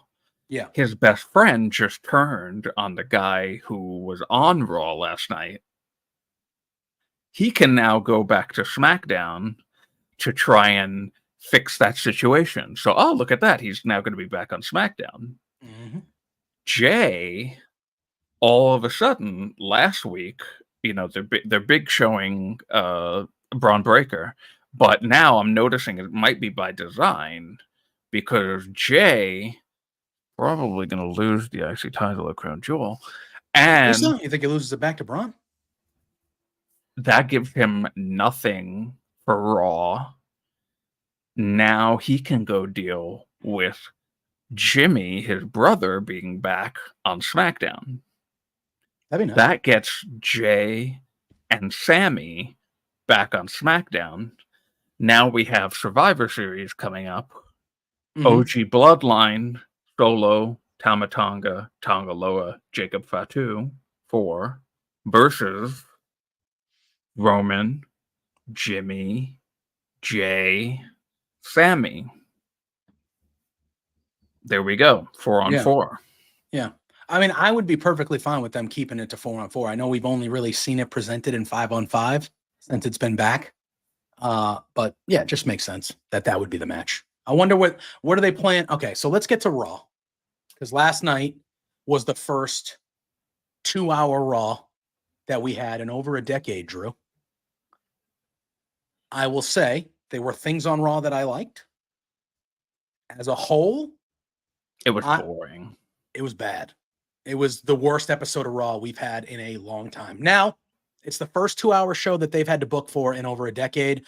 I am giving them the benefit of the doubt for them to get. I am not giving them the benefit of the doubt. I am going to because it's they run 2-hour shows regularly, so there's no reason why to show. When you have a show that has been based off a 3-hour format, and you have all these storylines because you usually have 3 hours to show it, and now you only have 2, there's going to be a little bit of there's got to be a little bit. That's how I look at it. Because if you and I were in charge of booking a show that was 3 hours and we built all these storylines over 10 years, and there needs to be one thing to add to this. I agree with this. There needs to be less yapping and more grappling. There also needs to be less commercials. Why am I having 3 hours worth of commercials on a 2-hour show? The main event, which was a good main event between Sammy and Gunther, it had 3 commercial breaks. The match was like 20 minutes long. That's a joke. It felt like we had 3 hours worth of advertisements on a 2-hour show. That shit needs to stop. I don't need a commercial every 10 minutes. Cut it out. We'll see what happens next week, because I'm gonna give you a little bit of time. It was very much a heavy. This is what happened at Bad Blood. Yes. Show, because most of the matches at Bad Blood were Raw matches. So they had a lot of focus on Raw, but which would have been better if this show was 3 hours and next week started 2 hours, because there was such a heavy focus on stuff that happened on Bad Blood that they rarely had time for things that were not on Bad Blood. Yeah. So agreed. So we'll see what happens next week. I will give them a pass for this week. Yeah, like I said, I'm gonna give them a couple weeks. If the show sucks, it's on you, WWE. Yeah, so like I understand. Like, I'm gonna give you a couple weeks. We just got out of a pay-per-view. You went from 3 hours to 2. Figure it out. But what we saw last night, like I said, there were things I liked. I thought we're talking Donnybrook match. The Donnybrook match, awesome. I thought the main event was really, really good. Yeah. I thought the IC title match, even though it was short and it was more built on like continuing a story, I thought that match was very fine as well. Fine. I thought the matches we saw were good. But anything that was not a match was bad. Was kind of bland. Including the beginning of the show. Yeah, we got James saying Jay just needed to win the IC title and we'll lose it back to Braun. But if Seth deals with Bronson Reed, he might help Roman. Maybe. Well, Jay will. That's the thing. We got to eventually get Jay back over there, which I thought Drew's idea that he just said a few minutes ago was good. All right. So they were in St. Louis. They'll also be in St. Louis tonight for the live NXT. Again, Randy Orton wrestling Javon Evans tonight. That should be a fun one.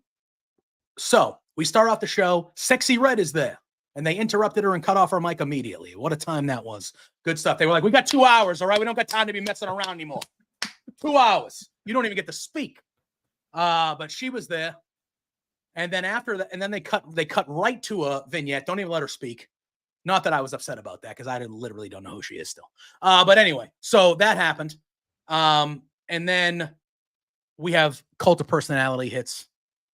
CM Punk walks out. He's bandaged up in the arm. He's limping. He's selling the effects of that brutal Hell in a Cell match that they had. And instead of saying his normal thing, which is, it is good to be in St. Louis tonight on Raw, he said, is it good to not be dead in St. Louis, Missouri on a Monday night or what? I thought that was kind of funny. I laughed.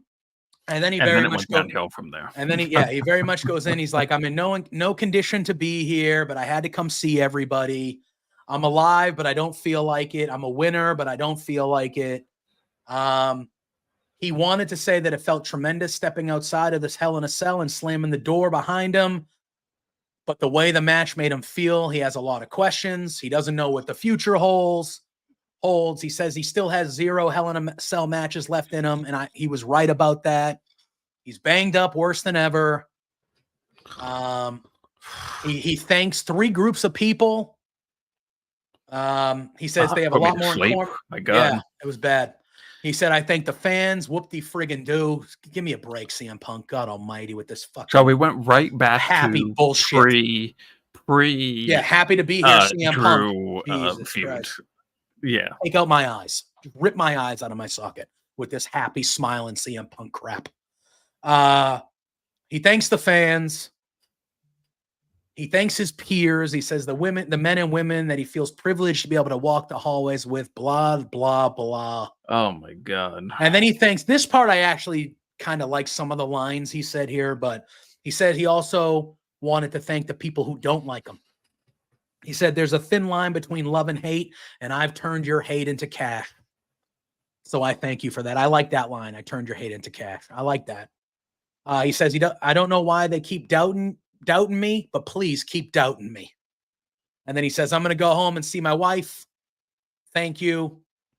And he goes, I don't know when I'll be back, but blah, blah. Basically, this is him saying, I'm not going to the Saudi show because fuck those guys. So I'll be back after Crown Jewel because fuck that. Because that's what CM Punk's that type of guy. He's not going to Saudi. He's not doing that shit.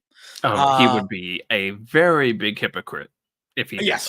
So that to me is what this is. Hey, we had this match. I'm going to take a month off because he probably does. That was a brutal match. He probably does need to, rest the bones a little bit. He's not 30 anymore, So there probably is some rest that needs, but like that, to me, this is him saying, I am not getting involved with the Saudi shit at all. So I'm banged up. I don't know when I'll be back. I'll be back the Monday after Crown Jewel is when I'll be back. But I'm out. See you later. But as he's waving goodbye and he's getting ready to leave, we hear burn it down, which I liked. I liked the little crossover here. Seth Rollins and him have a little stare down. Seth walks to the ring. Seth grabs a mic. He says, listen, I'm going to be the bigger man. I'm going to do the right thing. CM Punk, get well soon, because the sooner you get back, the sooner I can kick your ass and retire you for good. That was a good line. Rollins then says the last couple months have been tough and things have gotten crazy around here. He goes, I tuned into Bad Blood. I saw this happen. I saw the final boss come back. He goes, hell must have frozen over because I saw Cody teaming up with Roman. And Seth knows he was in the Mania stuff. He knows. He goes, and then I saw him get punched in the mouth by KO. He goes, but I'm not here to talk about that.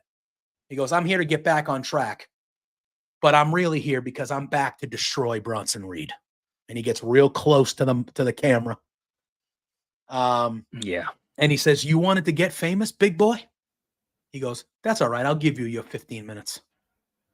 He goes, you name the time, you name the place, and Seth Rollins versus Bronson Reed is going. He goes, you tried to make a name for yourself. Congratulations. After 6 tsunamis, I know your damn name now. Which I thought the Seth Rollins part of this was a good promo from Seth. And then just like Rollins interrupted Punk, Jey Uso, music hits, and we're going to be getting our IC title match right after this. Jey and Seth had a little brief stare down, which I expect Seth, Jey, which we find out after this match that Jey and Braun is going to be continuing. Braun Breaker. Seth is dealing with Bronson Reed.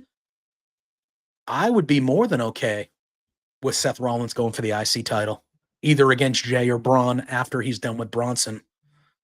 Because I think Seth with the IC title, that would be a good spot for him, to be honest with you, because I don't think he's going to be involved with the world title right now. Yeah. But anyway. Agreed. What'd you think about the Seth promo? I know obviously you said the CM Punk promo bored you to tears, but the Seth promo, you were on the same page. You thought that was good? Seth promo turned it around for me. Yeah. And that stare down with Jey was interesting, but I'm sure that's not going to really amount to much because, Jey is not going to be on Raw much longer. So, it could be possible that maybe he keeps the championship, but then goes to help at Survivor Series. But, I don't know. We'll see what happens there. This is a new era. They do some things new. Other things seem like the old regime. But we'll see what happens.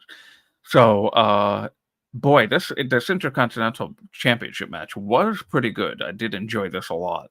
And specifically, I mean, there's nothing noteworthy in the match itself, but what I did find interesting was afterwards, I said to myself, "Oh, Kofi didn't help Xavier one time. He was there to support Just him, watching. Yep. but he never tried to interrupt. He never tried to interfere. He just did right down the middle, then got in the ring afterwards, congratulated Jay, got Xavier up to his feet. Jay and him embrace. Then Jay goes to get a handshake from Xavier. Xavier has none of it, jumps out of the ring. Kofi goes after him like, "Hey, Wait, why didn't you do that? why What didn't you the hell's shake his going on?" hand?"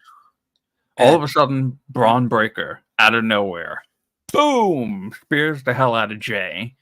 And I went, "Weren't you just a babyface last I was week?" gonna say, yeah, they teased the babyface run of Braun, but I get it. Like, tease it, you know it's there, you know the crowd is ready for it, but then they're gonna keep him a heel just a little bit longer until we Yeah, finally 'cause, like, actually get the it babyface looked Braun. like maybe he was teasing a thing with Gunther, and we were all really Yes. excited about that, and now that's not gonna happen. But okay. So anyway, so then similarly to Jimmy and Roman at Bad Blood, Kofi's like, "Come on, we gotta go help him. We gotta go help him." And he's like, and Xavier's like, Why? "Wow, that's not our problem. Yeah, it's not our What? problem. That's Why his we have to help him. business." Yep.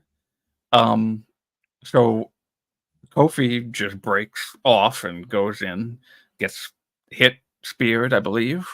He gets speared. Yes, he does. He goes for a Speared, trouble in paradise, misses it, gets speared.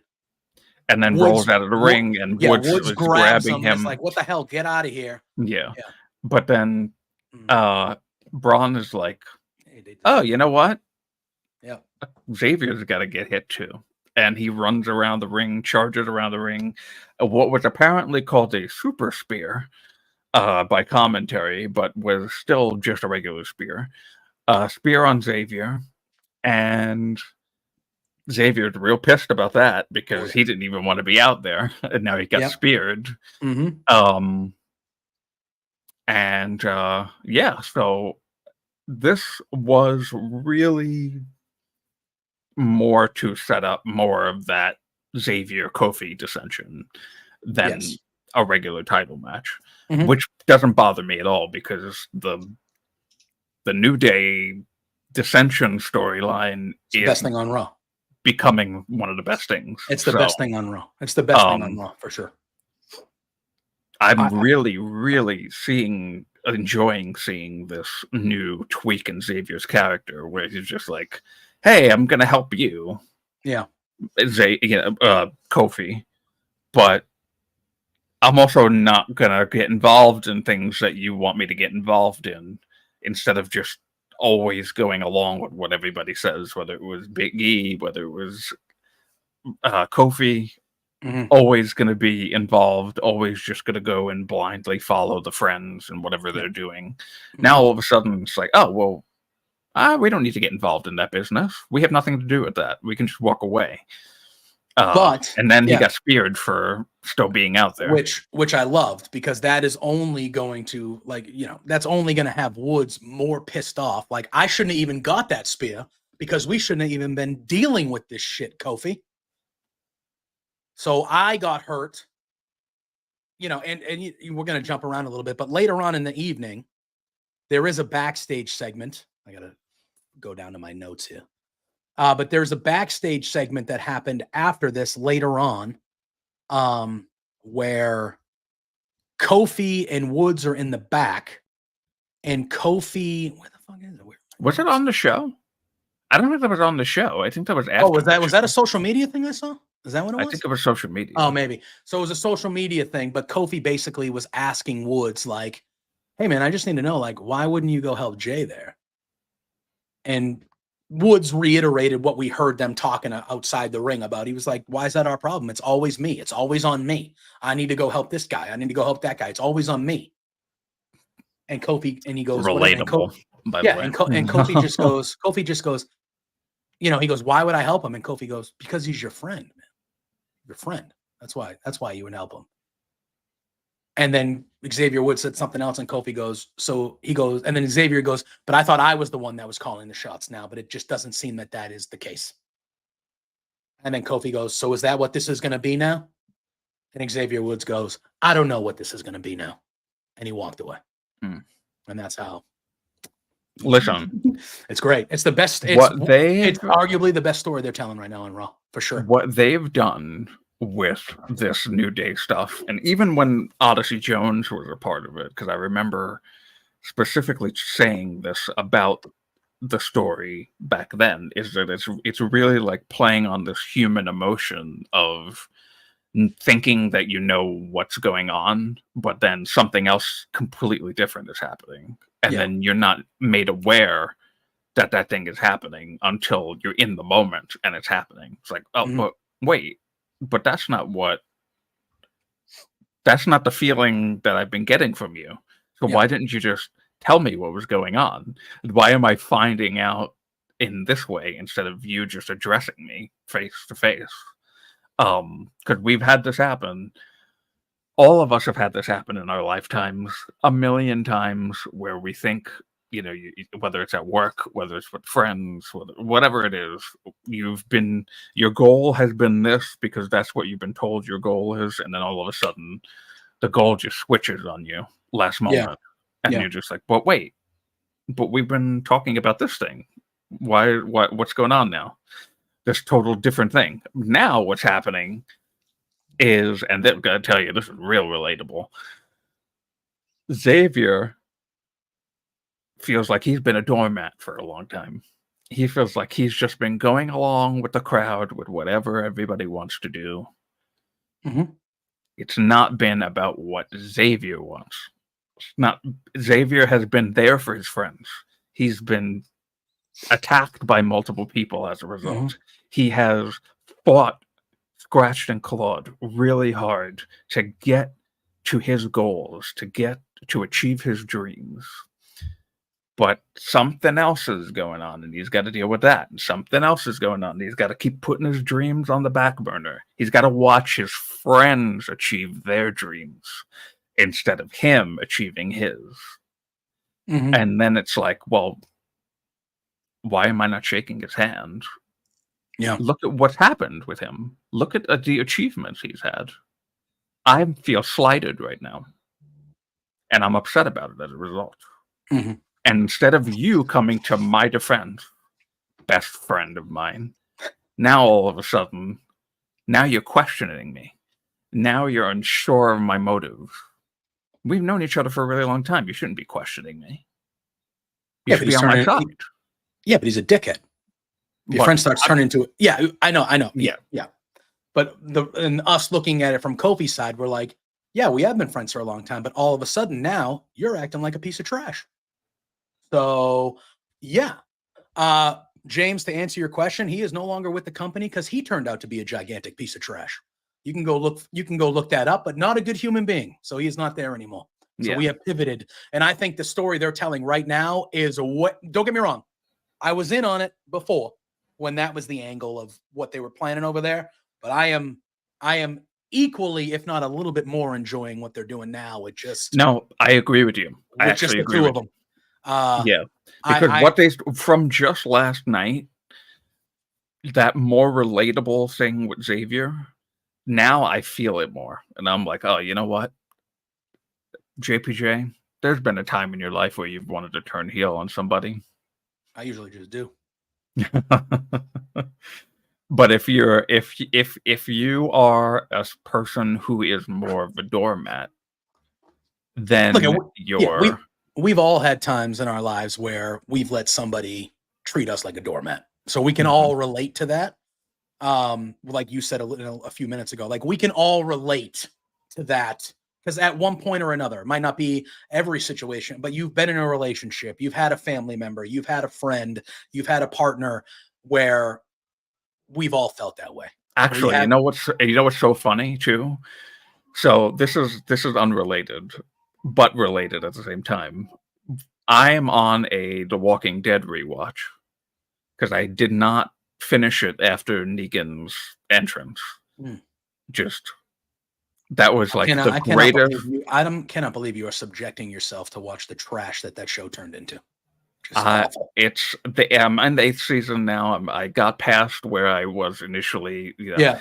Has there ever been a greater introduction for the most evil villain of a series to then lead to the downfall of the same series? It's just absolutely insane. Oh man! But in this show, for those who maybe haven't watched it, or if you remember, Eugene, the very timid and very shy doormatty type, turns into a bad guy and sides with the evil villain because he feels like he's been slighted, and he feels like he's always been a doormat, and he's tired of that thing. And God, do I hope he gets killed one day. But so it's like I'm feeling like that relates to what we're saying right now. 100%. We've all been there. Xavier, Eugene, that's similar type of a thing where he's and ironically both have doctorates. There you go. Where it's just like, James, hey, I have been slighted, and I have had to put my dreams and my goals aside for other people. Why can't I get my due? Why can't I get what I want? Correct. And when I get what I want, am I then questioned by people that are supposed to be my best friends? Yeah. James, no. Odyssey Jones was domestic violence allegations, and WWE said, you can go screw, buddy. That's what happened there. All right, so if we continue along Raw here, we had a pre-tape promo with Rhea. She's talking about, she says, "Oh, it was really smart of you to recruit Raquel Rodriguez, but it would have been smarter if you didn't get caught doing it." She says, "Now all you've done is guaranteed yourself another beating." She goes, "The thing is, you need Raquel, and now I'm just going to go through both of you." So we have that. We have another video teasing the return of the War Raiders, as the report has come out and said they're going to be going back to that old name, the War Raiders. Right. Which really happy about that. I am happy about that as well. Then we catch up with Braun Breaker. Jackie Redmond is trying to get a word with him, and he just walks off angrily. Then we see Cody walking backstage, and Jackie Redmond again tries to get him to talk about the KO stuff. He says nope. And then before we get to the Donnybrook match, there's another backstage segment with Karrion Kross talking to The Miz. And then we had a technical glitch in the middle of this with the Wyatts, which makes sense because The Miz just turned on his friend, and that's who the Wyatts attack. So maybe The Miz is kind of in sight next because of what's going on in future. So Miz is talking to Kross. R-Truth shows up. He says he's there to forgive The Miz. He says, "You must have been confused thinking," he goes, "but I'm not in the Judgment Day. I'm not in the Judgment Day." Miz says, "I wasn't confused. Awesome Truth is over." And R-Truth says, "Man, our kids play together. How could you do this?" Then Kross comes in and says, "Miz needs to handle this or no one will take him seriously." Truth then says they can fix this, and he's going to go talk to Adam Pearce to get him a match. Miz gets angry and says, "No, we're going to have a match, you versus me, next week." And then Karrion Kross is kind of laughing as they both leave. And now it was time for the good old-fashioned Donnybrook match. This match kicked ass. Man, this match was good. Beating the crap out of each other. This match, yeah. I did too. I just would like there to not always need to be a typical stereotypic Irish thing where it's like, it's like this has to be like the third Donnybrook match in a year with Sheamus. It's like, does it always have to be an old Donnybrook match? Can it just be like a street fight or something else? I mean, that's basically what it is, though, right? This one I didn't mind because Pete Dunne's. They're both English, Irish. They were using the cricket bat, the shillelagh. This one, I think, yeah. Okay, yes, Irish people are always drunk. I guess that's what they're trying to say here. That's what we're told, right? Isn't that what we're told? That they're always just JPJ, is that true? Is that accurate? I don't know. I do have some Irish in me. Not all the time, though. But anyway, this match was great. There was one. There were whiskey barrels. I just got that. Yeah. There were whiskey barrels outside the ring. They were doing some sort of crossover promotion with a brand of whiskey, I believe. So very smart on WWE's part to kind of get that in there. At one point, they go on top of the Wheatley, barrels. so good I drink it neatly, apparently. Oh, was it vodka? Was it not? Were they doing the vodka? It wasn't the... Was that what it was? Well, that's their sponsor. Right now, they're sponsored with Wheatley. I thought that there was some sort of like, I thought I saw like a 1712. I don't know, whatever. I thought there was like a liquor advertisement involved. I didn't know if it was Wheatley, though. I thought it looked like a... maybe not. Because they had the barrels out there. I thought it was a bourbon. I don't know, whatever. Who cares? At the end of the day, who cares? So at one point, they go outside. They get on top of the barrels, which is pretty high up. And Sheamus takes the shillelagh and he pins Pete Dunne's arms behind him with the shillelagh. And he gives him the 10 beats of Bodhrán. How do you say it? Bodhan? I think it's Bodhrán. Bodhrán, something like that.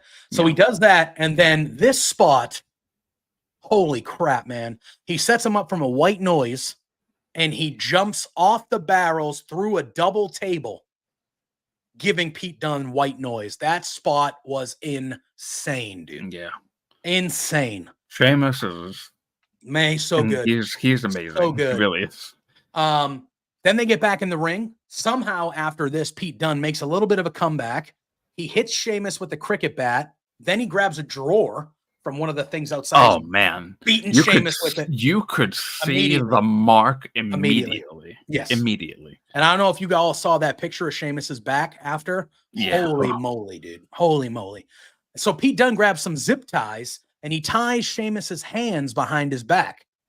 He gives him a kick to the head. He gets 2. Sheamus stands up and Pete Dunne's going for something. And Sheamus with the stuff tied behind his back hits a running knee followed by a brogue kick and just falls on top of Pete Dunne. And he pins Pete Dunne for the victory with his hands tied behind his back. I thought it was a really creative finish. I want Pete Dunne to win the match, though. I wish Pete Dunne won. Yeah. I understand completely why Sheamus would, but I wanted Pete Dunne to win the match. But I thought it was a really creative finish. And this match was a lot of fun. Oh, this match was a lot of fun. This was match of the night. Yeah, really, really good. We then see Cody Rhodes, and this is where actually she asked him about the Kevin Owens stuff. He said, "Hey, I'm not here. I'm just here to see about the Crown Jewel Championship and see what goes on." Sami Zayn then walks by and says, "Hey, man, I just want to be honest with you. Like, I'm planning on being the guy you're going to face a Crown Jewel when I beat Gunther tonight." And then Sammy extends and he goes, "Hey, also, if you want to talk about what happened on Saturday, like I'm here." And Cody's like, "We're good, man. I'm not talking about it." We then see the Judgment Day arrives. And as they arrive, Jackie Redmond pulls up and asks them about the controversy from Bad Blood. Liv Morgan admits that Rhea technically beat her via DQ, but she still has the women's title. She has Daddy Dom, and now she has Raquel as well. So she goes, "I'm the only person who wins even when I lose." That was the line that she said.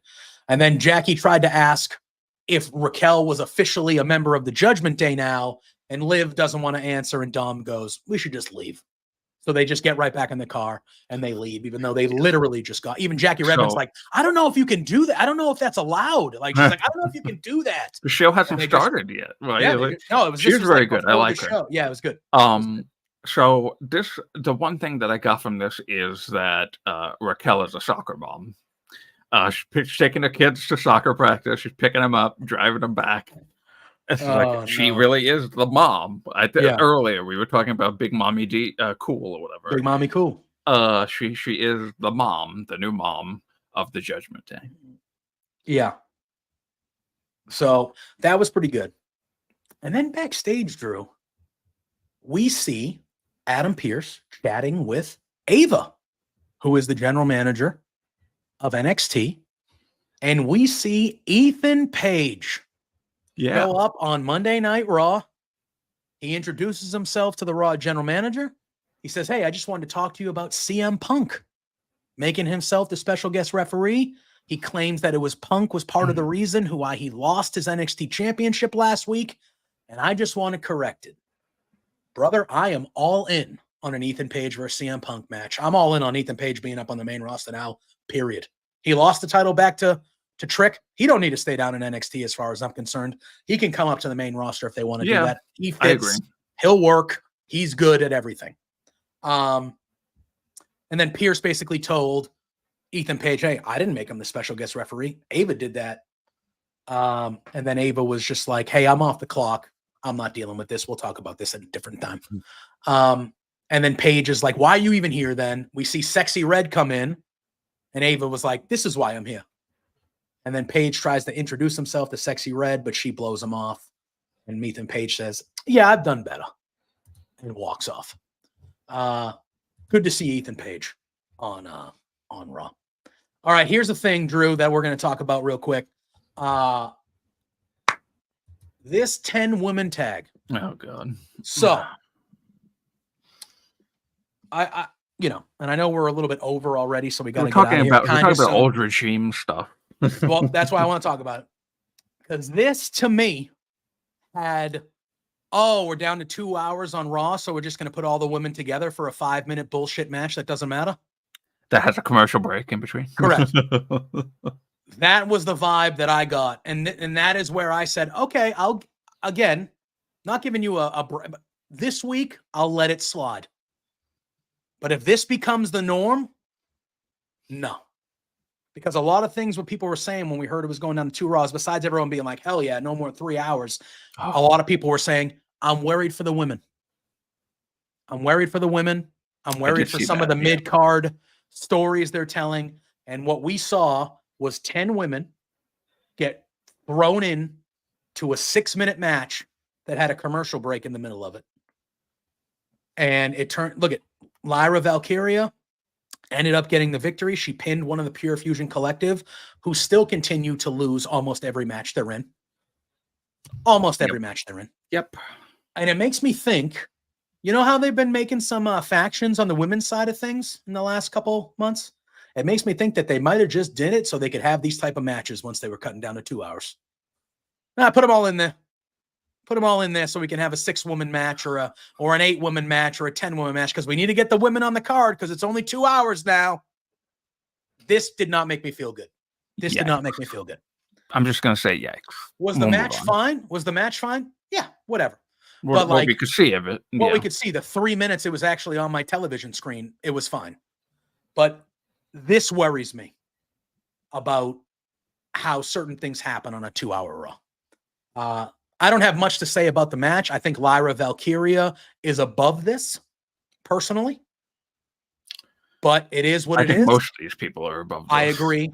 I agree. James, that is a good point that Sonya Deville did take the pin here, and it is usually Zoe Stark that gets a lot of these pinfall losses. This was the leader of the group in looking very dapper in that picture, by the way, friend.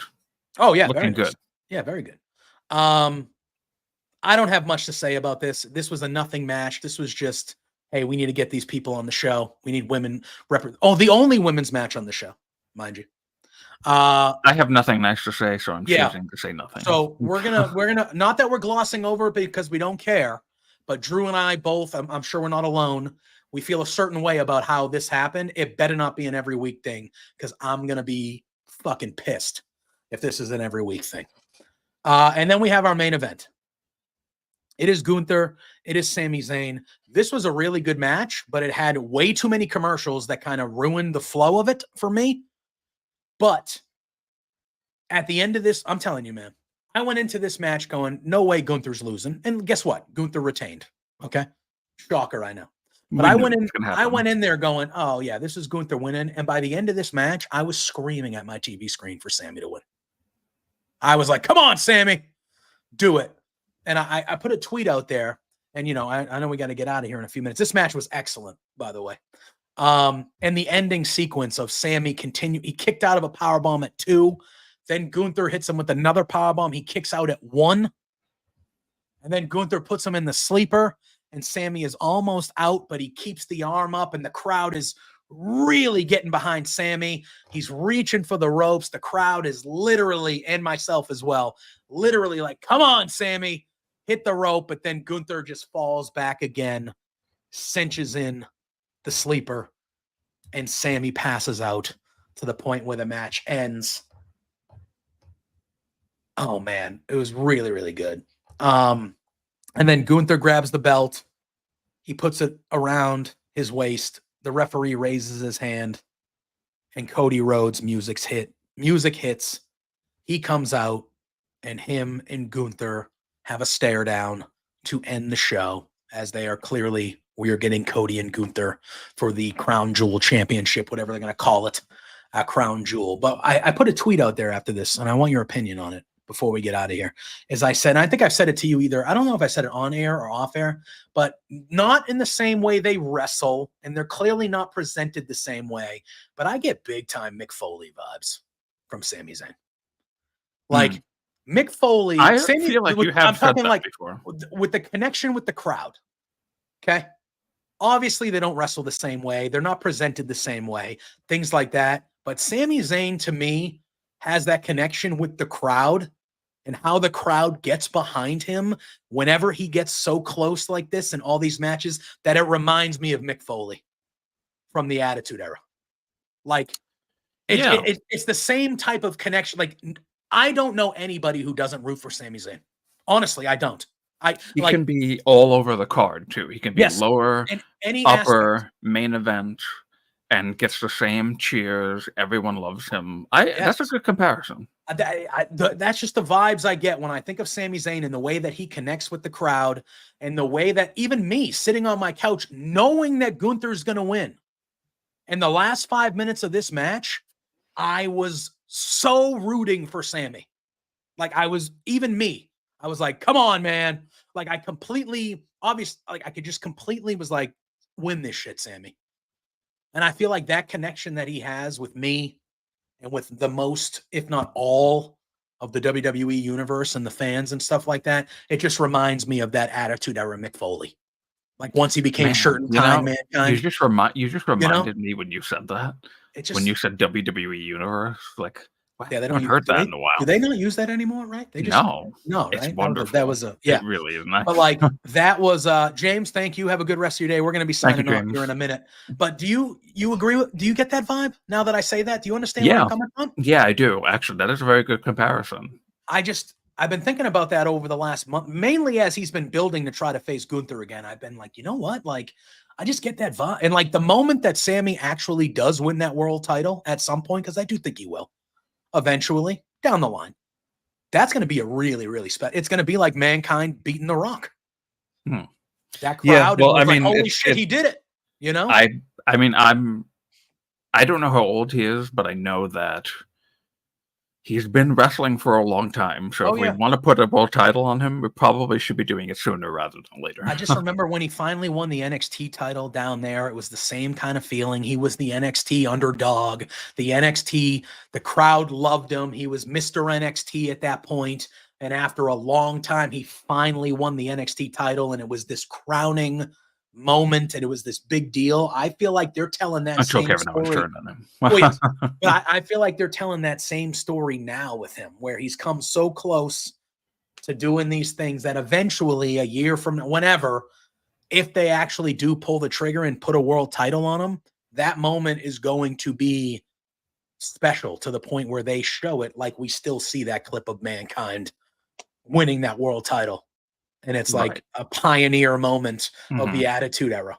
I feel like Sammy's moment will be there because he does. Again, I have never met. Last night, even after that match, scrolling on Twitter, all I saw, Sami Zayn is the best. Sammy rules. That match ruled. Sammy is so good. It's just and I'm just like, dude, it just reminds me so much of him. But quickly, before we get out of here, what'd you think of the main event? It was really good. I liked this a lot. I do agree with you. I feel like it was kind of the pacing of it was off because of all the commercial breaks, and it was also not a very long match. Yeah. So like for there to be 3 commercial breaks. Yeah. For like a 20, maybe I would say ranging between 19 to 23 minutes. For there to be 3 commercial breaks in that time span, kind of threw it off a little bit. Yeah, it's But too much. obviously, we knew that Gunther was going to win, and now it sets the stage for Sammy to move on elsewhere. Yep, it does. So we'll have to see what he does. We have an idea of where he might be going over the next 6 to 8 weeks. But right now he doesn't have anything doing for Crown Jewel. So we'll have to see where they go with him in the real quick future over these next couple weeks. But other than that, we'll see where they go. But that was Monday Night Raw. Again, listen, I liked it being 10 o'clock and Raw was over, and I got to turn on and watch the whole second half of Monday Night Football. Like, I like that. It's been a while since that's happened. So I very much enjoyed that, but I thought it was. I got to just shower and go to bed. Yeah, so I thought it was nice. kind of. And again, I'm going to give them the benefit of the doubt, not for a long time, but the next couple of weeks, just to see if they kind of get their footing under them. But I thought, all in all, for the first 2-hour Raw, it was kind of not. It was average. It was average. A 10 show for me. Yeah, it was. I would say it was average. I thought the main event was solid. I thought the Donnybrook match was the best match on the show. I thought it was fine, but nothing wowed me. The crowd was also kind of like blah. Like, it didn't even feel like they were that excited the whole night. Like they were like big in certain specific moments, but it's like, why they felt CM Punk came out and didn't even get like a big ovation. Yeah, it was very weird. It was very, very weird. And I also felt like when Xavier Woods came out, crickets. Yeah. And I'm just like, what are you doing? Like, what are you doing? It's the fucking New Day, guys. What are you doing sitting down? Like, how are you not loud? It's the freaking New Day. Like, they're not going to be a thing in like a month. Like, you gotta, give them most of their energy was spent on the Donnybrook match. Yes, I agree. Which, again, I thought it was the best thing on the show. So I thought, yeah. But again, it's the first 2-hour Raw in literally 13 years. So like, let's give them a little small buffer. Hopefully next week is an improvement and it goes from there. But I thought, oddly enough, though, when Raw was coming to an end, I was kind of like, oh man, I wish they gave us another hour. I was kind of like, I did not think that at all. I did. I was like, I feel like this show would have been a lot better if it was a 3-hour show compared to a 2-hour show. I wasn't watching it live. I started watching it around like 8:40. Okay. That's fair. That's probably the way to do it with the 2-hour thing. It'll end right. You probably could catch up and end right. I caught up right to like the second commercial break of the main event. Yeah. And then I was like, but as I was watching it and I was skipping through the commercials, I was just like, wow, this feels longer than normal for some reason. Yeah. I thought I was going to feel like, oh, this is only 2 hours, and I was going to be all jacked up afterwards. Like, yeah, this is great. And then by the time it was over, I was just like, oh, okay. Yeah, exactly. Which is, I felt like a lot of the crowd's same thing was just like, oh, okay. Yeah, I fully agree. But that was firmly WWE. Firmly AEW is on Thursday, even though Dynamite is tonight. Dynamite is tonight. Title Tuesday starts at 9 o'clock. No, why we're calling it that, since there's not really that many titles being defended. So they're kind of going against NXT. NXT starts at 8. So the last hour there, they'll be going against each other. It's Title Tuesday. They loaded it up a big card, I'm assuming because they're going against NXT. And it's on a Tuesday. I would have did some things all differently, but Yeah. But Drew and I will be back here Thursday at 10 a.m. like normal for Firmly AEW. So we'll have an extra day to ponder how we felt about Dynamite before we start talking about it. We'll also be previewing Wrestle Dream on Thursday, as that is this Saturday night as well. Right.